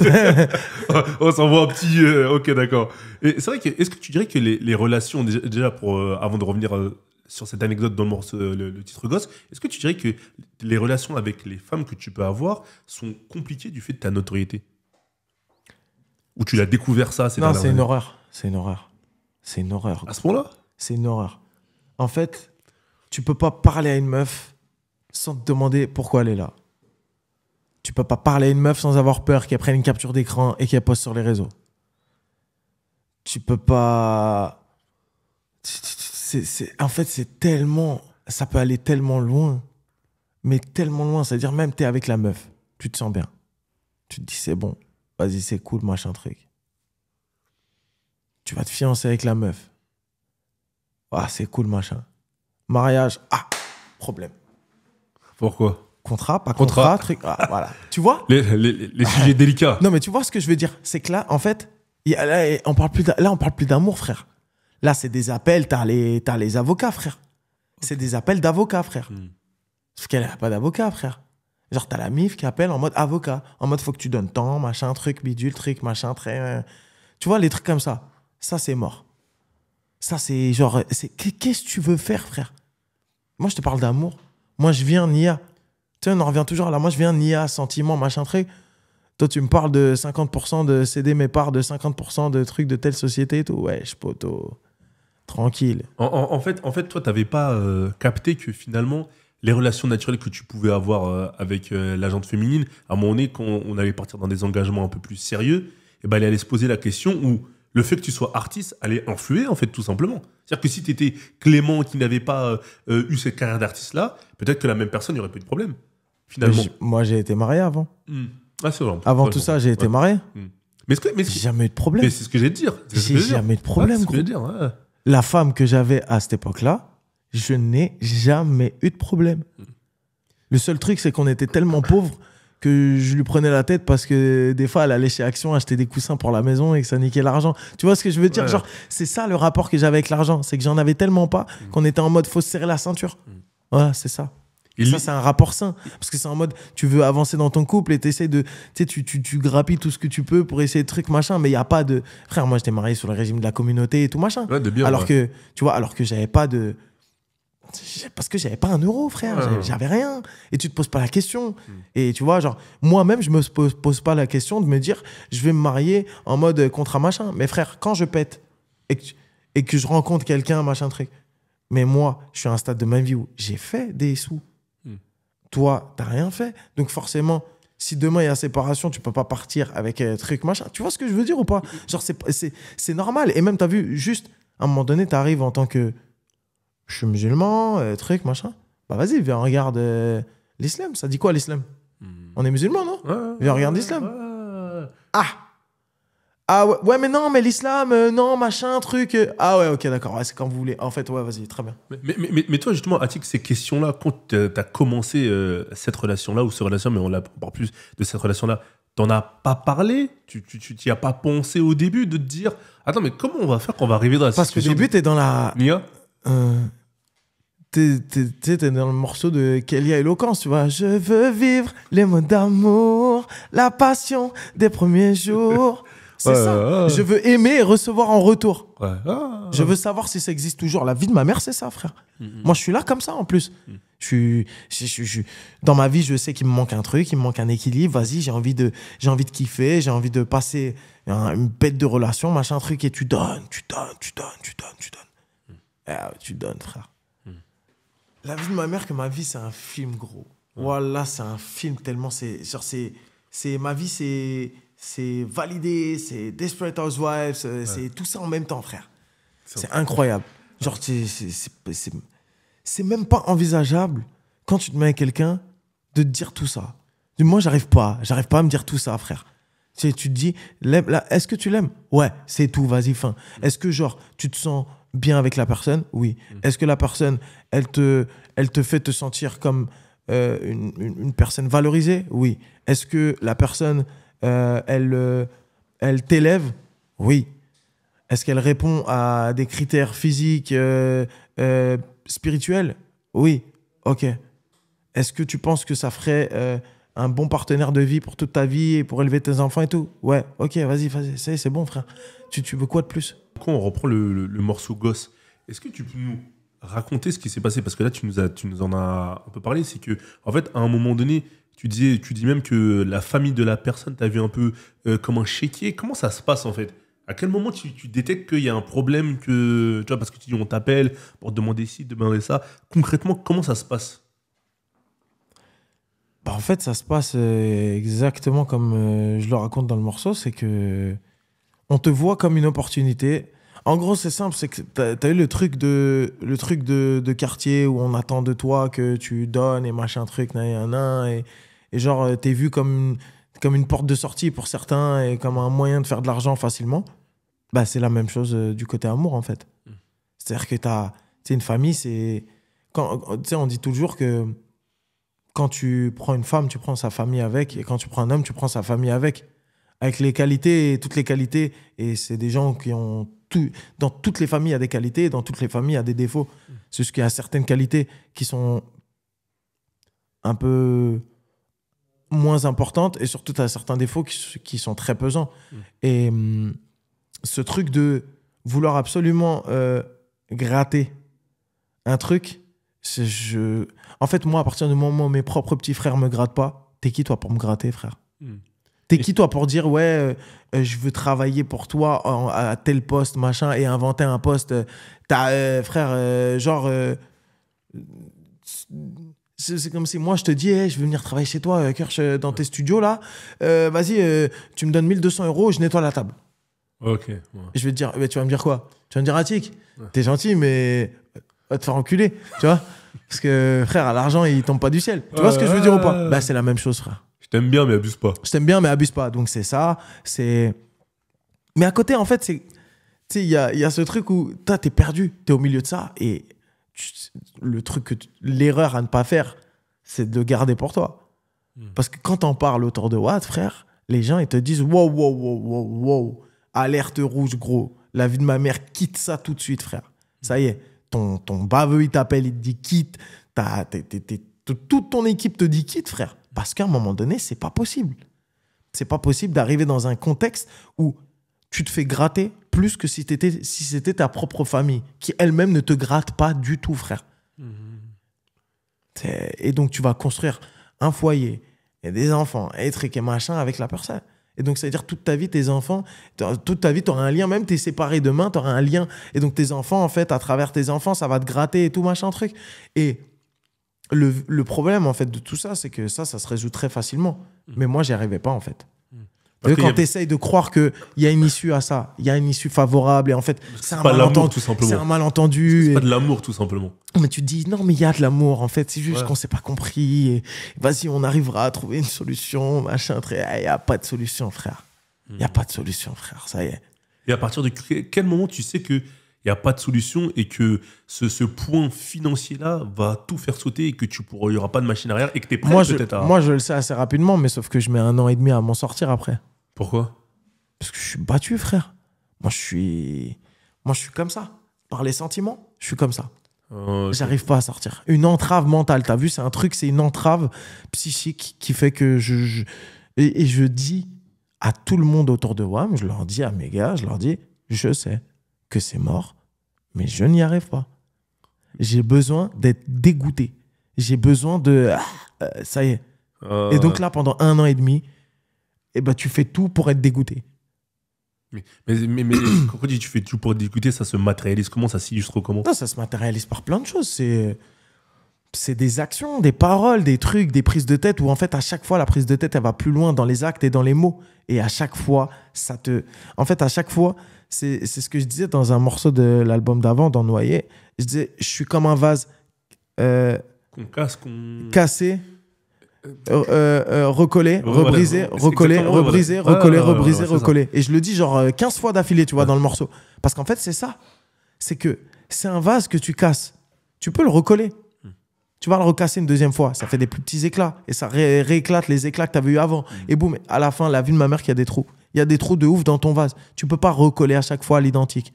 Donc, forcément, ça te pèse. Et en fait, le fait de ça te pèse, ça te pèse, ça te pèse, machin. Et à côté de toi, tu fais des choix dans ta vie qui sont pas les bons.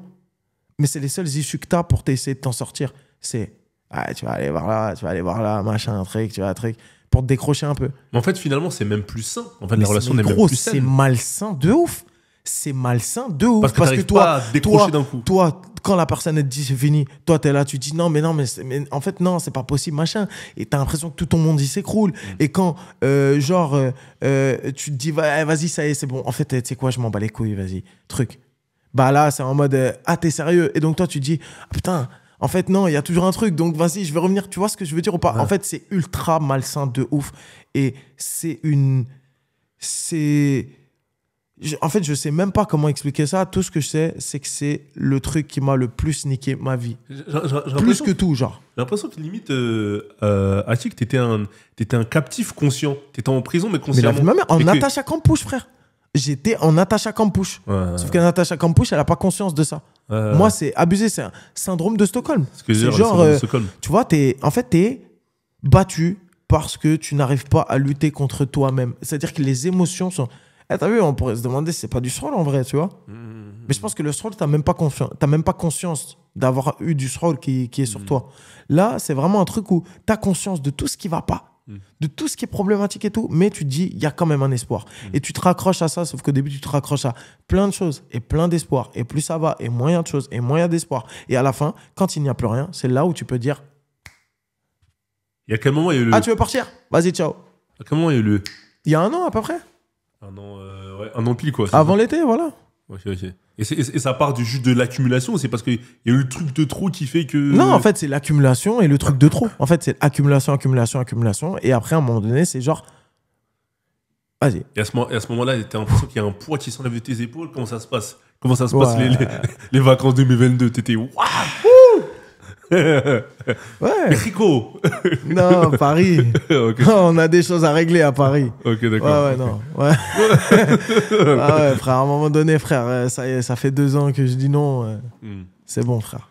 Ok. Ouais, non, c'était... Et j'ai pas beaucoup profité, en vrai, tu vois. J'ai fait juste l'été. Et après j'ai arrêté. Mais l'été, c'était... Ouais. Mais à un moment, tu dis justement, est-ce que tu dis soit tu manges ou tu te fais manger 50-50, c'est dans les films. Est-ce que tu y crois vraiment ou c'était sur le coup de la déception que t'as dit ça? Ou tu penses vraiment que les relations homme-femme, les relations, c'est comme ça malheureusement? Moi, en fait, je suis d'avis que même s'il y en a un qui domine un petit peu la relation, c'est les exemples de relations que j'ai autour de WAM, hein, que ce soit, t'as vu, dans des trucs familiaux ou quoi, machin. En fait, même s'il y en a un qui domine, c'est pas grave parce que c'est aussi une domination où tu vas dominer à ce moment-là et puis l'autre, tu vas dominer à tel moment, tu vois. Maintenant, il y en a un qui va prendre peut-être un peu plus le dessus au quotidien. Ok. Mais il faut jamais oublier une chose, c'est que c'est avant tout du respect. Une relation, c'est avant tout du respect. Et si tu respectes pas la personne avec qui t'es, t'as beau être au-dessus, c'est toi la merde.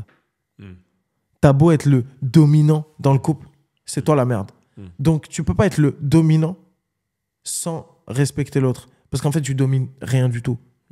Si tu respectes pas, tu domines rien du tout. T'es juste la personne qui, par ego, va vouloir toujours avoir le dernier mot et toujours avoir raison et toujours être celle qui n'envoie pas de message.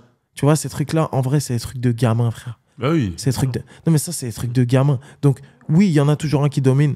Donc, ce serait un peu rêveur de dire qu'il y a du 50-50 dans les couples. Maintenant, est-ce que c'est problématique? Non, quand il y a du respect. C'est quand il n'y a pas de respect. Le problème, c'est que c'est souvent là. Le lien, il se fait très vite entre je domine, donc je te manque de respect. T'as vu Enfin, on connaît tous des mecs autour de nous qui sont un peu irrespectueux envers leur compagne parce qu'ils ont une certaine domination, une certaine emprise sur elle. Et pareil, tu vois, là, on parle de mecs, mais en vrai, il y a des meufs qui font des trucs de ouf. Et pour avoir vu ça, vraiment, tu vois, genre des trucs où tu te dis non. Et que ce soit homme ou femme, se faire marcher dessus et être le torchon de quelqu'un, c'est jamais bon. Et la domination, c'est... La vraie domination, c'est la domination que tu arrives à faire sur toi-même. Quand tu es énervé, je sais pas moi, tu es énervé, savoir ravaler sa fierté et son ego de dominateur en évitant de lever la voix dans un conflit où il n'y a pas besoin ou de même partir pour certains couples. Tu vois, il y a des couples qui partent dans des envolées, frère, de jeter des trucs et tout machin. Bah, en vrai, des fois, juste le fait de ravaler son ego et sa fierté et de se dire, ok, vas-y, viens, on se pose. À la base, on s'aime, non, truc, machin. Bah, viens, on arrête, en fait. Pourquoi on parle moins comme ça, frère? Et ça, c'est un truc que tu apprends avec le temps, que j'ai appris beaucoup, parce que je suis à la base très nerveux et sanguin, et je peux très vite m'énerver et tout, mais en fait, ça sert pas à grand-chose. Et c'est vraiment une chose sur laquelle j'essaye au quotidien de lutter, tu vois, pour pas tomber là-dedans, parce que ça ne sert à rien. D'accord. Et finalement, est-ce qu'avec le recul, tu dirais que tu regrettes l'amour que tu as donné? Et il y a une partie de moi qui va te dire qu'elle regrette l'argent. Même s'il faut jamais regretter d'avoir vécu des moments où sur le moment t'étais content.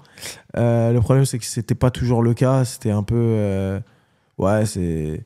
En fait, ouais, je regrette pas vraiment l'amour que j'ai donné dans le sens où je sais que moi, encore une fois, je suis droit dans mes bottes et je peux avoir fait tout le sbeul de la terre, je m'en bats les couilles. Au moment où il fallait être là, j'étais là. T'as vu, quand il fallait être là, quand il fallait être. Après, quand c'est niqué, frère. Ça y est. Limite, tu te dis, il faut partir. J'arrivais pas à partir, c'est de ma faute. Ouais, truc, vas-y. Ok, très bien. Mais quand la relation démarre et qu'il faut être là avec les sentiments, avec la nia, avec le truc, moi, je suis là, frère. Moi, je suis là. Tu vas à fond, justement, il me semble que je crois que c'est dans 03-03-2022. Tu dis, moi, en amour, j'y vais à fond et je contrôle pas, en fait. Il y a une phase où tu dis ça, il me semble. Oui, bah, enfin, en tout cas, c'est grave un truc que j'ai pu dire, parce que de toute façon, c'est ça. C'est-à-dire que j'arrive pas à calculer, c'est le principal problème que j'ai eu dans ma vie sentimentale, on va dire. C'est de pas savoir contrôler. Et là, pour le coup, tu contrôles pas, mais tu as quelqu'un en face qui capte que tu contrôles pas. Donc on se joue de toi, finalement. Ce que tu dis un peu, c'est d'ailleurs dans... Ouais, on se joue de moi de ouf, frère. Mais de ouf, à un point incroyable, carrément. Donc, du coup, tu te dis, bon, voilà. Et puis, tu vois, c'est... Encore une fois, c'est aussi la vie qui t'amène à faire des choix et à vivre des choses qui sont douloureuses, mais qui vont t'aider à grandir. Et moi, on m'a dit des trucs de ouf. Après cette relation et sur la fin, on m'a donné des clés pour m'en sortir, qui sont des clés incroyables. Et que, en plus, c'est venu de gens, genre, frère, ça n'a rien à voir. Genre, en mode, jamais tu te dis, dans cette situation, je vais recevoir un conseil de ouf sur ma vie. Et en fait, non. Là, maintenant. Tu parles de qui, par exemple? Comme ça. Bah, c'est un truc de ouf, frère. C'est genre, je suis dans tel hôtel avec telle meuf. Elle est très bien au courant de la situation, machin, parce qu'elle sait que truc, mais en même temps, il y a un lien affectif qui s'est créé aussi. Bah, la meuf, elle va t'expliquer des trucs sur la vie que tu vas revoir toute ta vie derrière, tu vois. Parce qu'elle a vécu à peu près un truc similaire ou truc ou machin, tu vois. C'est des trucs comme ça où, des fois, les éclairages, ils viennent d'endroits où tu les as même pas prévus, frère.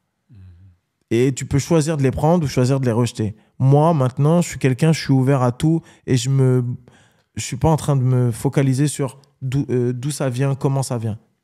C'est quoi le contenu? C'est ça? Ok, très bien. Vas-y. Parce qu'en vrai, on parle de gens, on fait tous des conneries, machin, mais moi, j'ai pas fréquenté de mauvaises personnes. J'ai jamais fréquenté de mauvaises personnes. J'ai jamais... Et même pour un soir, j'ai jamais vu une meuf où la meuf, c'était une malade mentale, genre en mode, c'est une mauvaise personne, elle fait du mal aux gens, ou elle parle mal des gens et tout. J'ai jamais vécu ça, frère. Alhamdoulilah, tant mieux, tu vois.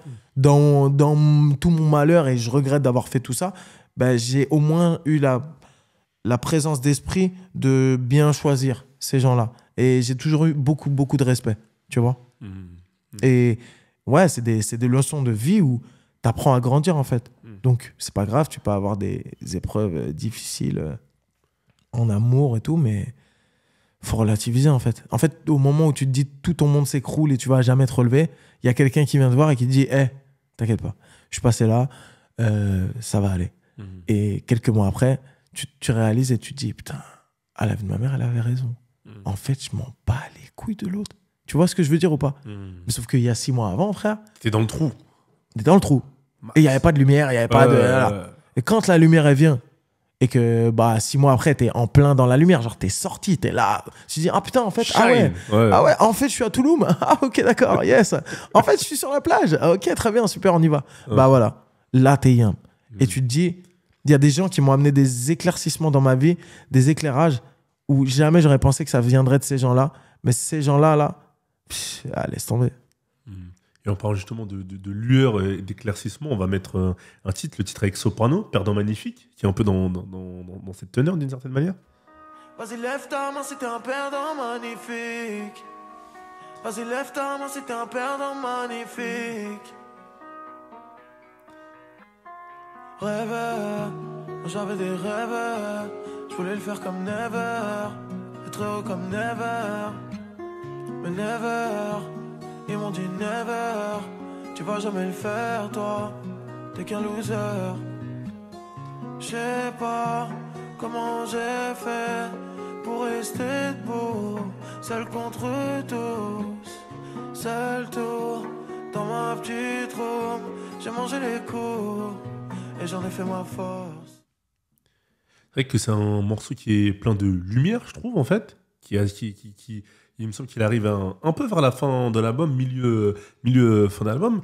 Est-ce que ça justement tenait à cœur d'inviter Soprano sur ce type de morceau? Parce que même lui, il a une période assez compliquée dans sa vie, il en a parlé aussi dans ses albums, mais il a toujours eu cette capacité à faire des morceaux qui sont lumineux.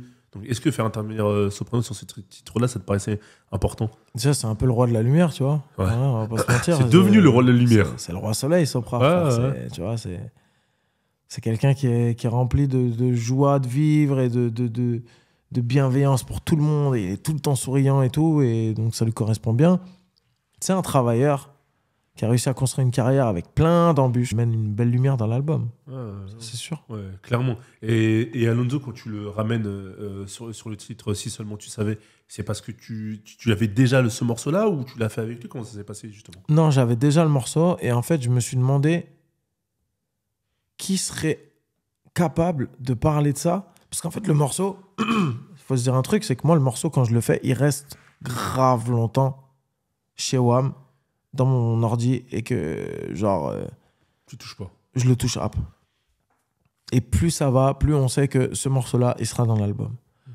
Mais le problème, c'est que le propos, il est fort, et le morceau, il est fort. Je peux pas mettre n'importe qui dessus. En vrai, je peux pas mettre n'importe qui. Faut que ce soit quelqu'un qui ait la capacité de raconter des choses sur un morceau comme ça, et qui ait un certain vécu. De savoir que ça pouvait marcher avec lui, parce que déjà, c'est un vrai... En plus du fait d'avoir un de mes rappeurs préférés, tu vois, historiquement sur mon album, tout est bon en fait. Genre, tous les signes sont bons pour que Alonso puisse le faire, et quand il répond directement en mode trop chaud, je le fais. Moi, c'est la meilleure marque de respect qu'il puisse me faire, tu vois. Il a posé rapidement et il nous a respecté sur le couplet. Voilà, c'est magnifique. Bien sûr. Et c'est vrai que pour revenir à cet album et à la thématique en parlant de lueur, j'ai l'impression que tu perds pas espoir aussi sur le fait de fonder ta propre famille. C'est quelque chose qui revient souvent, qui est important pour toi. J'ai l'impression, tu dis que justement, pour rigoler, des fois les enfants de tes potes, tu dis comme si c'était tes enfants. Est-ce que c'est quelque chose qui, selon toi, te manque pour t'accomplir en tant qu'être humain? Je te parle pas d'artiste, en tant qu'homme, homme avec un grand H même. Ouais, non, évidemment. Évidemment, parce que je mets... En fait, il faut savoir remettre l'église au centre du village, à savoir que l'argent, la fame, le rap, le cinéma, tout ça, machin, c'est bien. Mais gros, la vraie vie, c'est pas ça. La vraie vie, c'est pas faire des concerts et faire des showcases. La vraie vie, c'est pas vendre des disques. La vraie vie, c'est pas tout ça. La vraie vie, c'est un mec qui travaille pour nourrir sa famille et qui est aimant avec sa femme et ses enfants. Voilà. En gros. Ou avec son mari, si jamais, voilà, truc. Chacun fait ce qu'il veut. Mais en tout cas, c'est fonder un foyer, veiller au bon fonctionnement de ce foyer. Et bon fonctionnement, c'est dit implication financière et surtout implication sentimentale, émotionnelle. C'est donner de l'amour et en recevoir. En fait, tu peux donner de l'amour à ton public, tu peux faire des belles chansons où tu pleures tout le temps, machin truc. Mais à un moment donné, poto, il y a un vide. Quand tout le monde autour de toi a une vie normale et que toi, t'es le seul qui n'a pas une vie normale, moi, j'ai pas envie de me retrouver à 40 ans dans les restos chics parisiens avec des meufs de 15 ans de moins que moi à me dire allez, prends ta chicha, mange ta burrata et puis après, je vais te baiser à l'hôtel. C'est mort. Ça m'intéresse pas, frère. C'est éclaté au sol. Ah, t'es très mignon. Je m'en bats les couilles, frère. Ça y est. Laisse-moi, moi, avec... je veux juste avoir une vie de famille, t'as vu, aller au parc pour enfants avec mes enfants, me trimballer en poussette, faire les courses avec la poussette, tu vois. Ça, c'est la vraie vie, frère. C'est la vraie vie, frère. Et c'est un peu un fantasme nul, mais c'est ça mon fantasme, en fait. C'est pas un fantasme de rouler en Lamborghini ou d'avoir toutes les plus belles meufs de la Terre. Déjà parce que j'ai vu ce que c'est que d'avoir Mais frère, c'est quoi? C'est une soirée, 2 soirées, une semaine, un mois, même la meuf, tu vas la voir pendant 1 an. Ouais, ok, très bien. Mais tant que t'as pas construit quelque chose, la meuf, elle peut partir comme ça te va. C'est pas que ça va rien te faire. Il y a des gens que tu respectes et tout, mais genre, vas-y, tranquille. En fait, il reste rien de tout ça, c'est ça que tu veux dire par là? Ah oui, il reste rien. Et puis en plus, sans penser à toi, moi, ma famille, ils sont très contents quand ils viennent me voir en concert. Mais est-ce qu'ils seraient pas encore plus contents s'ils venaient me voir à l'hôpital pour la naissance d'un de mes enfants, tu vois? Ah voilà. Comment ils voient ton succès, justement, tes parents, justement, t'en parles. Tu parles de racheter leur crédit, etc. Comment ils voient ton succès? Ouais, bah après... Mais tu dis aussi qu'ils ne croyaient pas en toi au début. En fait, moi, mes darons, c'est pas qu'ils croyaient pas en moi. En fait, quand même mes darons, ils croyaient pas trop, c'est qu'ils étaient pas autant impliqués dans le fait d'y croire. Mais par contre, ils m'ont jamais... En fait, ils m'ont toujours encouragé. Mais pour moi, il y a une différence entre encourager quelqu'un à faire quelque chose et se dire « Ah, il va le faire. Ah, il va réussir. Il va réussir là-dedans. » Dans le sens où tu peux encourager quelqu'un en te disant « Il aime bien ce qu'il fait. Moi, ça me dérange pas. Vas-y, fais-le. » Et je vais même te mettre à disposition les choses pour le faire. Savoir que moi, ma daronne, c'est elle qui m'a offert mon premier micro. C'était même pas un micro pour faire de la musique, c'était un micro de conférence. Tu vois, les trucs qu'on pose là à la fac pour prendre le cours. Donc, il y a ce truc d'encourager, mais après, croire que tu vas réussir, ça demande quand même une certaine détermination pour les darons de se dire, mon fils, il va y arriver. Parce qu'en plus de ça, moi, j'étais éclaté au sol. Okay. Donc, forcément, ils vont pas se dire ça. Et ouais, après, ils prennent le... Ok. Ouais, j'ai recruté ma daronne. Elle fait quoi, maman Attic Elle gère, en fait... pas mal de choses parce que j'ai plusieurs boîtes, plusieurs activités et elle gère tout ce qui me fait chier. L'administratif. Les relances, compte débiteur, les trucs machin, les rendez-vous avec la banque, les validations de paiement, l'envoi des virements pour les salariés, les trucs, les machins. Tout ça, en fait, c'est elle qui gère. T'as vu, il y a un truc de... Mais je te dis ça, genre, ça va même plus loin. Genre, c'est en mode... je sais pas, moi, j'ai une visite médicale à réserver au truc et j'ai l'application. Je vais dire, maman, s'il te plaît, réserve-moi ça, truc. Tu veux ça ou ça? Ouais, prends-moi celui-là. Ok, très bien, vas-y, c'est bon, c'est réservé. Une sorte de super assistante, c'est ça? Ouais, bah en fait, mais ce qu'une maman fait de manière un peu gratuite toute sa vie pour ses enfants, on va dire, jusqu'à temps qu'ils soient mariés, que généralement c'est la femme qui va remplacer parce que on est beaucoup à être un peu assistés. Bah là, moi je me dis, moi ma daronne, elle faisait son taf, elle était prof, j'avais plus trop envie qu'elle le fasse. Vas-y, ça y est, vas-y, quitte ton taf, viens avec moi, je te donne le salaire que tu veux et comme ça au moins, voilà, t'es bien. T'es tranquille. Ouais. Ok, c'est cool. Bah, tu vois, elle m'envoie des messages, frère. Elle me dit, est-ce que je peux prendre des jours de congé? Je dis, mais toi, t'es une malade, toi. Frère, elle me demande si elle peut prendre des congés, ma daronne, frère. Elle me dit, ouais, j'aimerais bien prendre des jours de congé, machin, pour partir et tout. Je dis, frère, si tu veux même abandonner la boîte du jour au lendemain, tu l'abandonnes, frère. Je vais te dire quoi, moi? Voilà. Bah, c'est cool. Il y a de la lueur, il y a du soleil. Ouais, bien sûr, bien sûr. Ok. On va finir sur un titre. Je vais mettre le titre 03-03-2022. Quoi, mère entre les dents, pas de femme, pas d'enfant. Mon seul plaisir, c'est de pleurer et pouvoir faire pleurer les gens. Je voulais entrer dans la légende. Je voulais crever pour la vie que j'ai maintenant. Et maintenant, je veux crever pour celle que j'avais avant. Wesh. Comme une envie d'appeler maman, lui raconter tous mes malheurs. Comme si j'étais un petit enfant, lui dire tout haut. Combien de fois on m'a brisé le cœur, mais je le fais pas. Juste pour pas lui briser le cœur, j'ai peur d'avoir tout donné, peur d'avoir serré le moteur. Après tout ça, je crois que le succès n'a plus vraiment la même odeur. J'ai peur d'être monté trop haut, pas de pas être à la hauteur. J'ai peur de ne plus jamais te prier pour de vrai avec le cœur, comme je le faisais avant dans mon petit appartement, quand je lisais bouquin sur bouquin, quand la vie était simple. Le titre 03-03-2022 avec Sofiane Pamar. Est-ce que tu peux nous dire pourquoi tu l'as appelé comme ça? Est-ce que c'est le titre final ou est-ce que c'est peut-être qu'on a une version il s'appelle vraiment comme ça le titre? Oui, il s'appelle vraiment comme ça, c'est parce que je l'ai fait à cette date-là, en fait. Voilà, et t'avais pas d'inspi de titre, tu dis je vais mettre la date 2. J'avais pas d'inspi, frère. J'étais entre deux... En fait, c'est simple, le morceau, je l'ai écrit entre deux concerts. Je rentre chez moi après un concert au Luxembourg, je rentre à l'hôtel. Je suis à l'hôtel de Luxembourg, frère, je suis dans un trou paumé. J'ai rien à faire, je fais du son toute la nuit, j'enregistre ce son-là, je le répète jusqu'à être au bord des larmes. Et à la fin, tu te doutes bien que... Frère, une fois que j'ai vidé mon sac et que je continue encore à rappeler en l'entendant et tout machin... Le titre, c'est pas la priorité. Le titre, c'est pas la priorité, frère. Je l'ai juste appelé 03-03-22 et fin, ça y est. Pour finir, c'est vrai que quand on écoute ce titre, on a l'impression que tu regrettes même d'une certaine manière ta vie d'aujourd'hui. Tu dis que justement, t'avais un peu tout fait pour avoir cette vie. Tu étais prêt à mourir pour avoir cette vie. Et maintenant que tu l'as, tu mourrais pour avoir ta vie d'avant. Mm. Comment est-ce que tu expliques ça? C'est cette notoriété, tout ce dont on en a parlé pendant cette interview? C'est tout. C'est les rapports qui ont changé avec tout le monde. Mm. Tu peux plus parler aux gens de la même manière. Les gens ne sont plus les mêmes avec toi. Que ce soit amicalement, amoureusement, machin. On te reconnaît partout, tout le temps. T'as plus de vie privée. Ta vie, elle est épiée. Ta vie, elle est vendue sur les réseaux. T'es bankable. T'es un mec, on fait des articles sur sa vie. On parle de lui tout le temps pour rien. Je fais une vidéo où je fais un paix, frère, ça va buzzer. Tu vois? Tout le temps.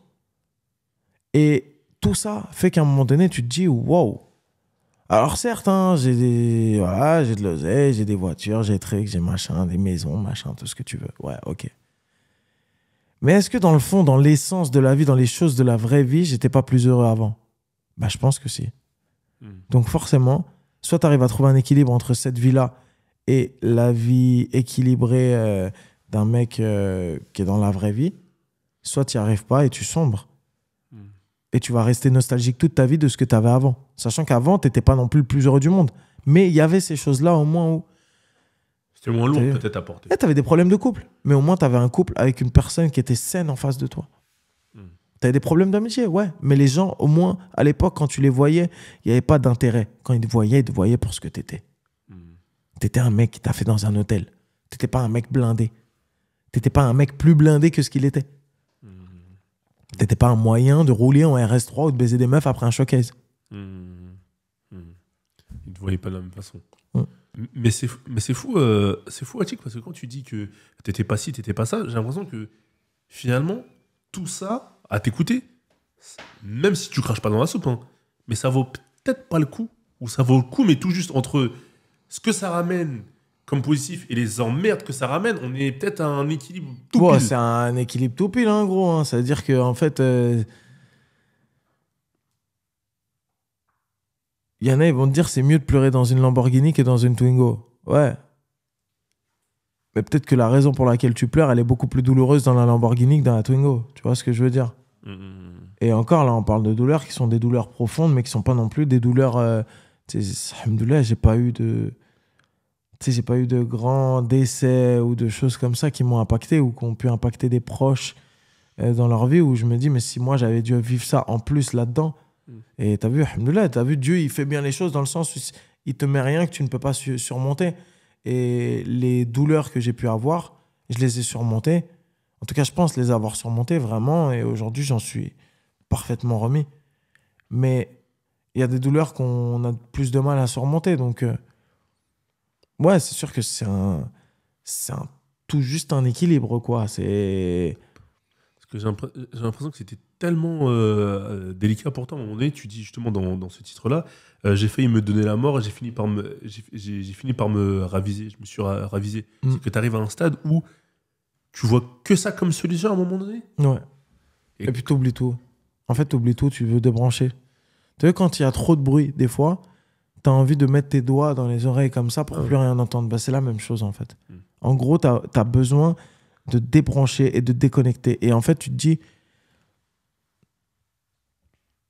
bah, je vais partir. Mais je vais partir où? Parce que j'ai déjà essayé d'aller à l'autre bout du monde, ça n'a rien changé. Les problèmes viennent avec toi, finalement. Mais bien sûr. Moi, j'ai déjà été au Mexique en vacances. T'inquiète que ça a tout gâché. Okay.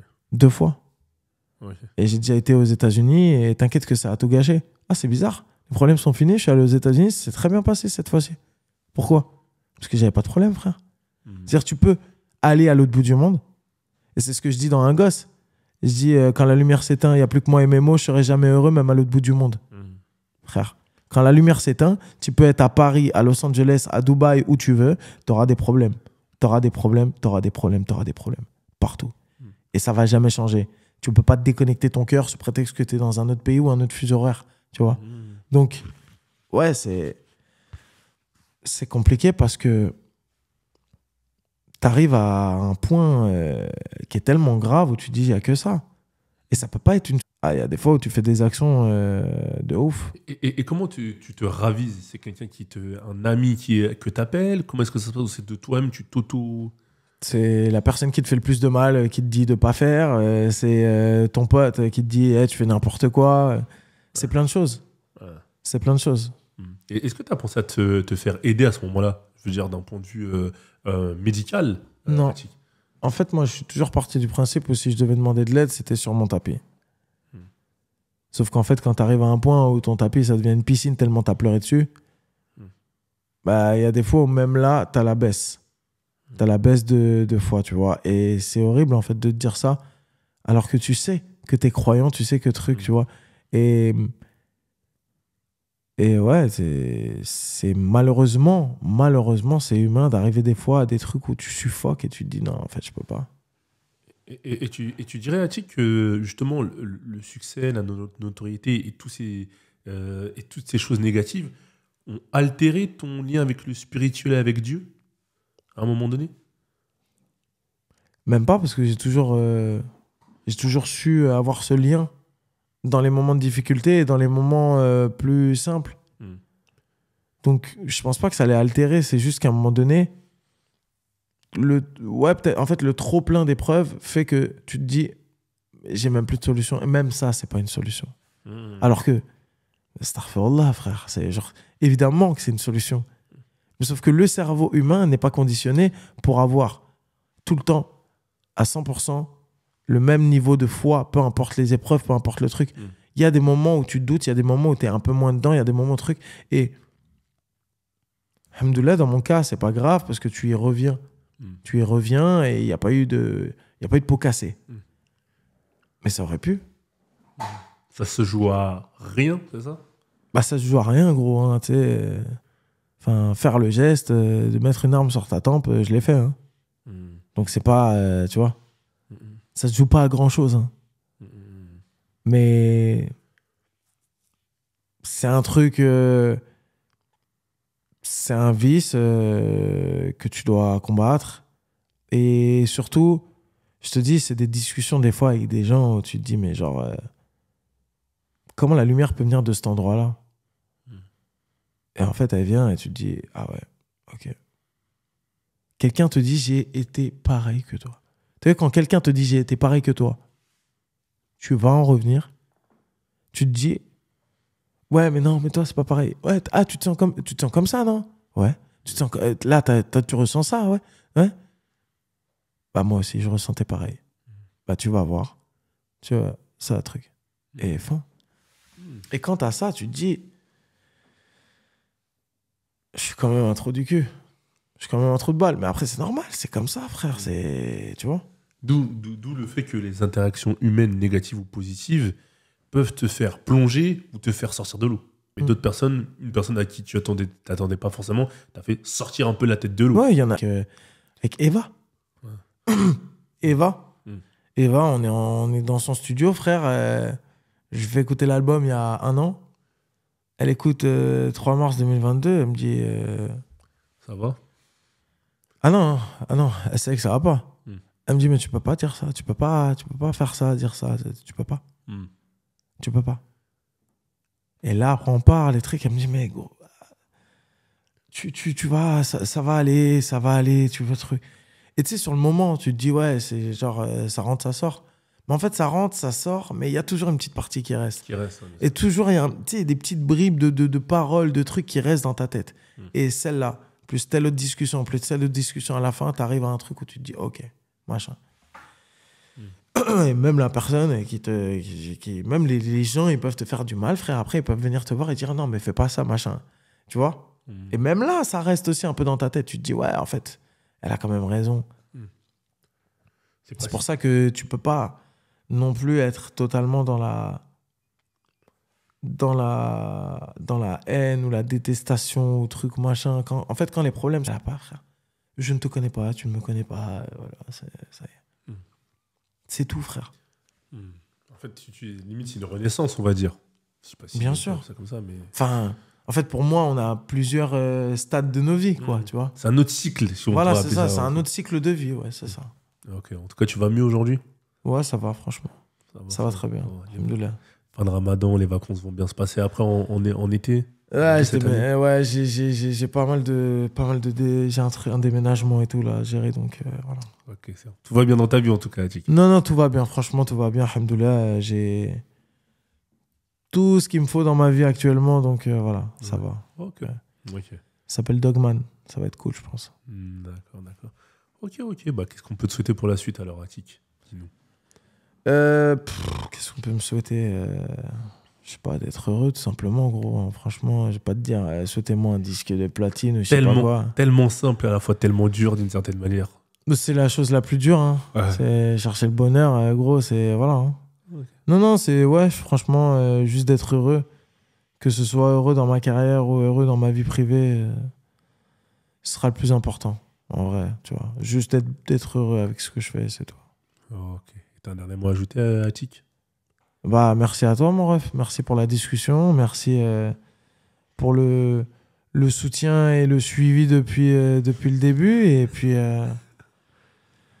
normalement, si Dieu le veut, on se reverra avec un peu moins de profondeur. Ouais. Un peu plus de rigolade. Ouais, un peu plus de rigolade. Voilà, parce que d'habitude, on rigole quand même. Voilà, c'était profond, là, aujourd'hui. Non, on se reverra avec de la rigolade, parce que normalement, là, c'est la profondeur. On a fait l'album profond. Ouais. Voilà.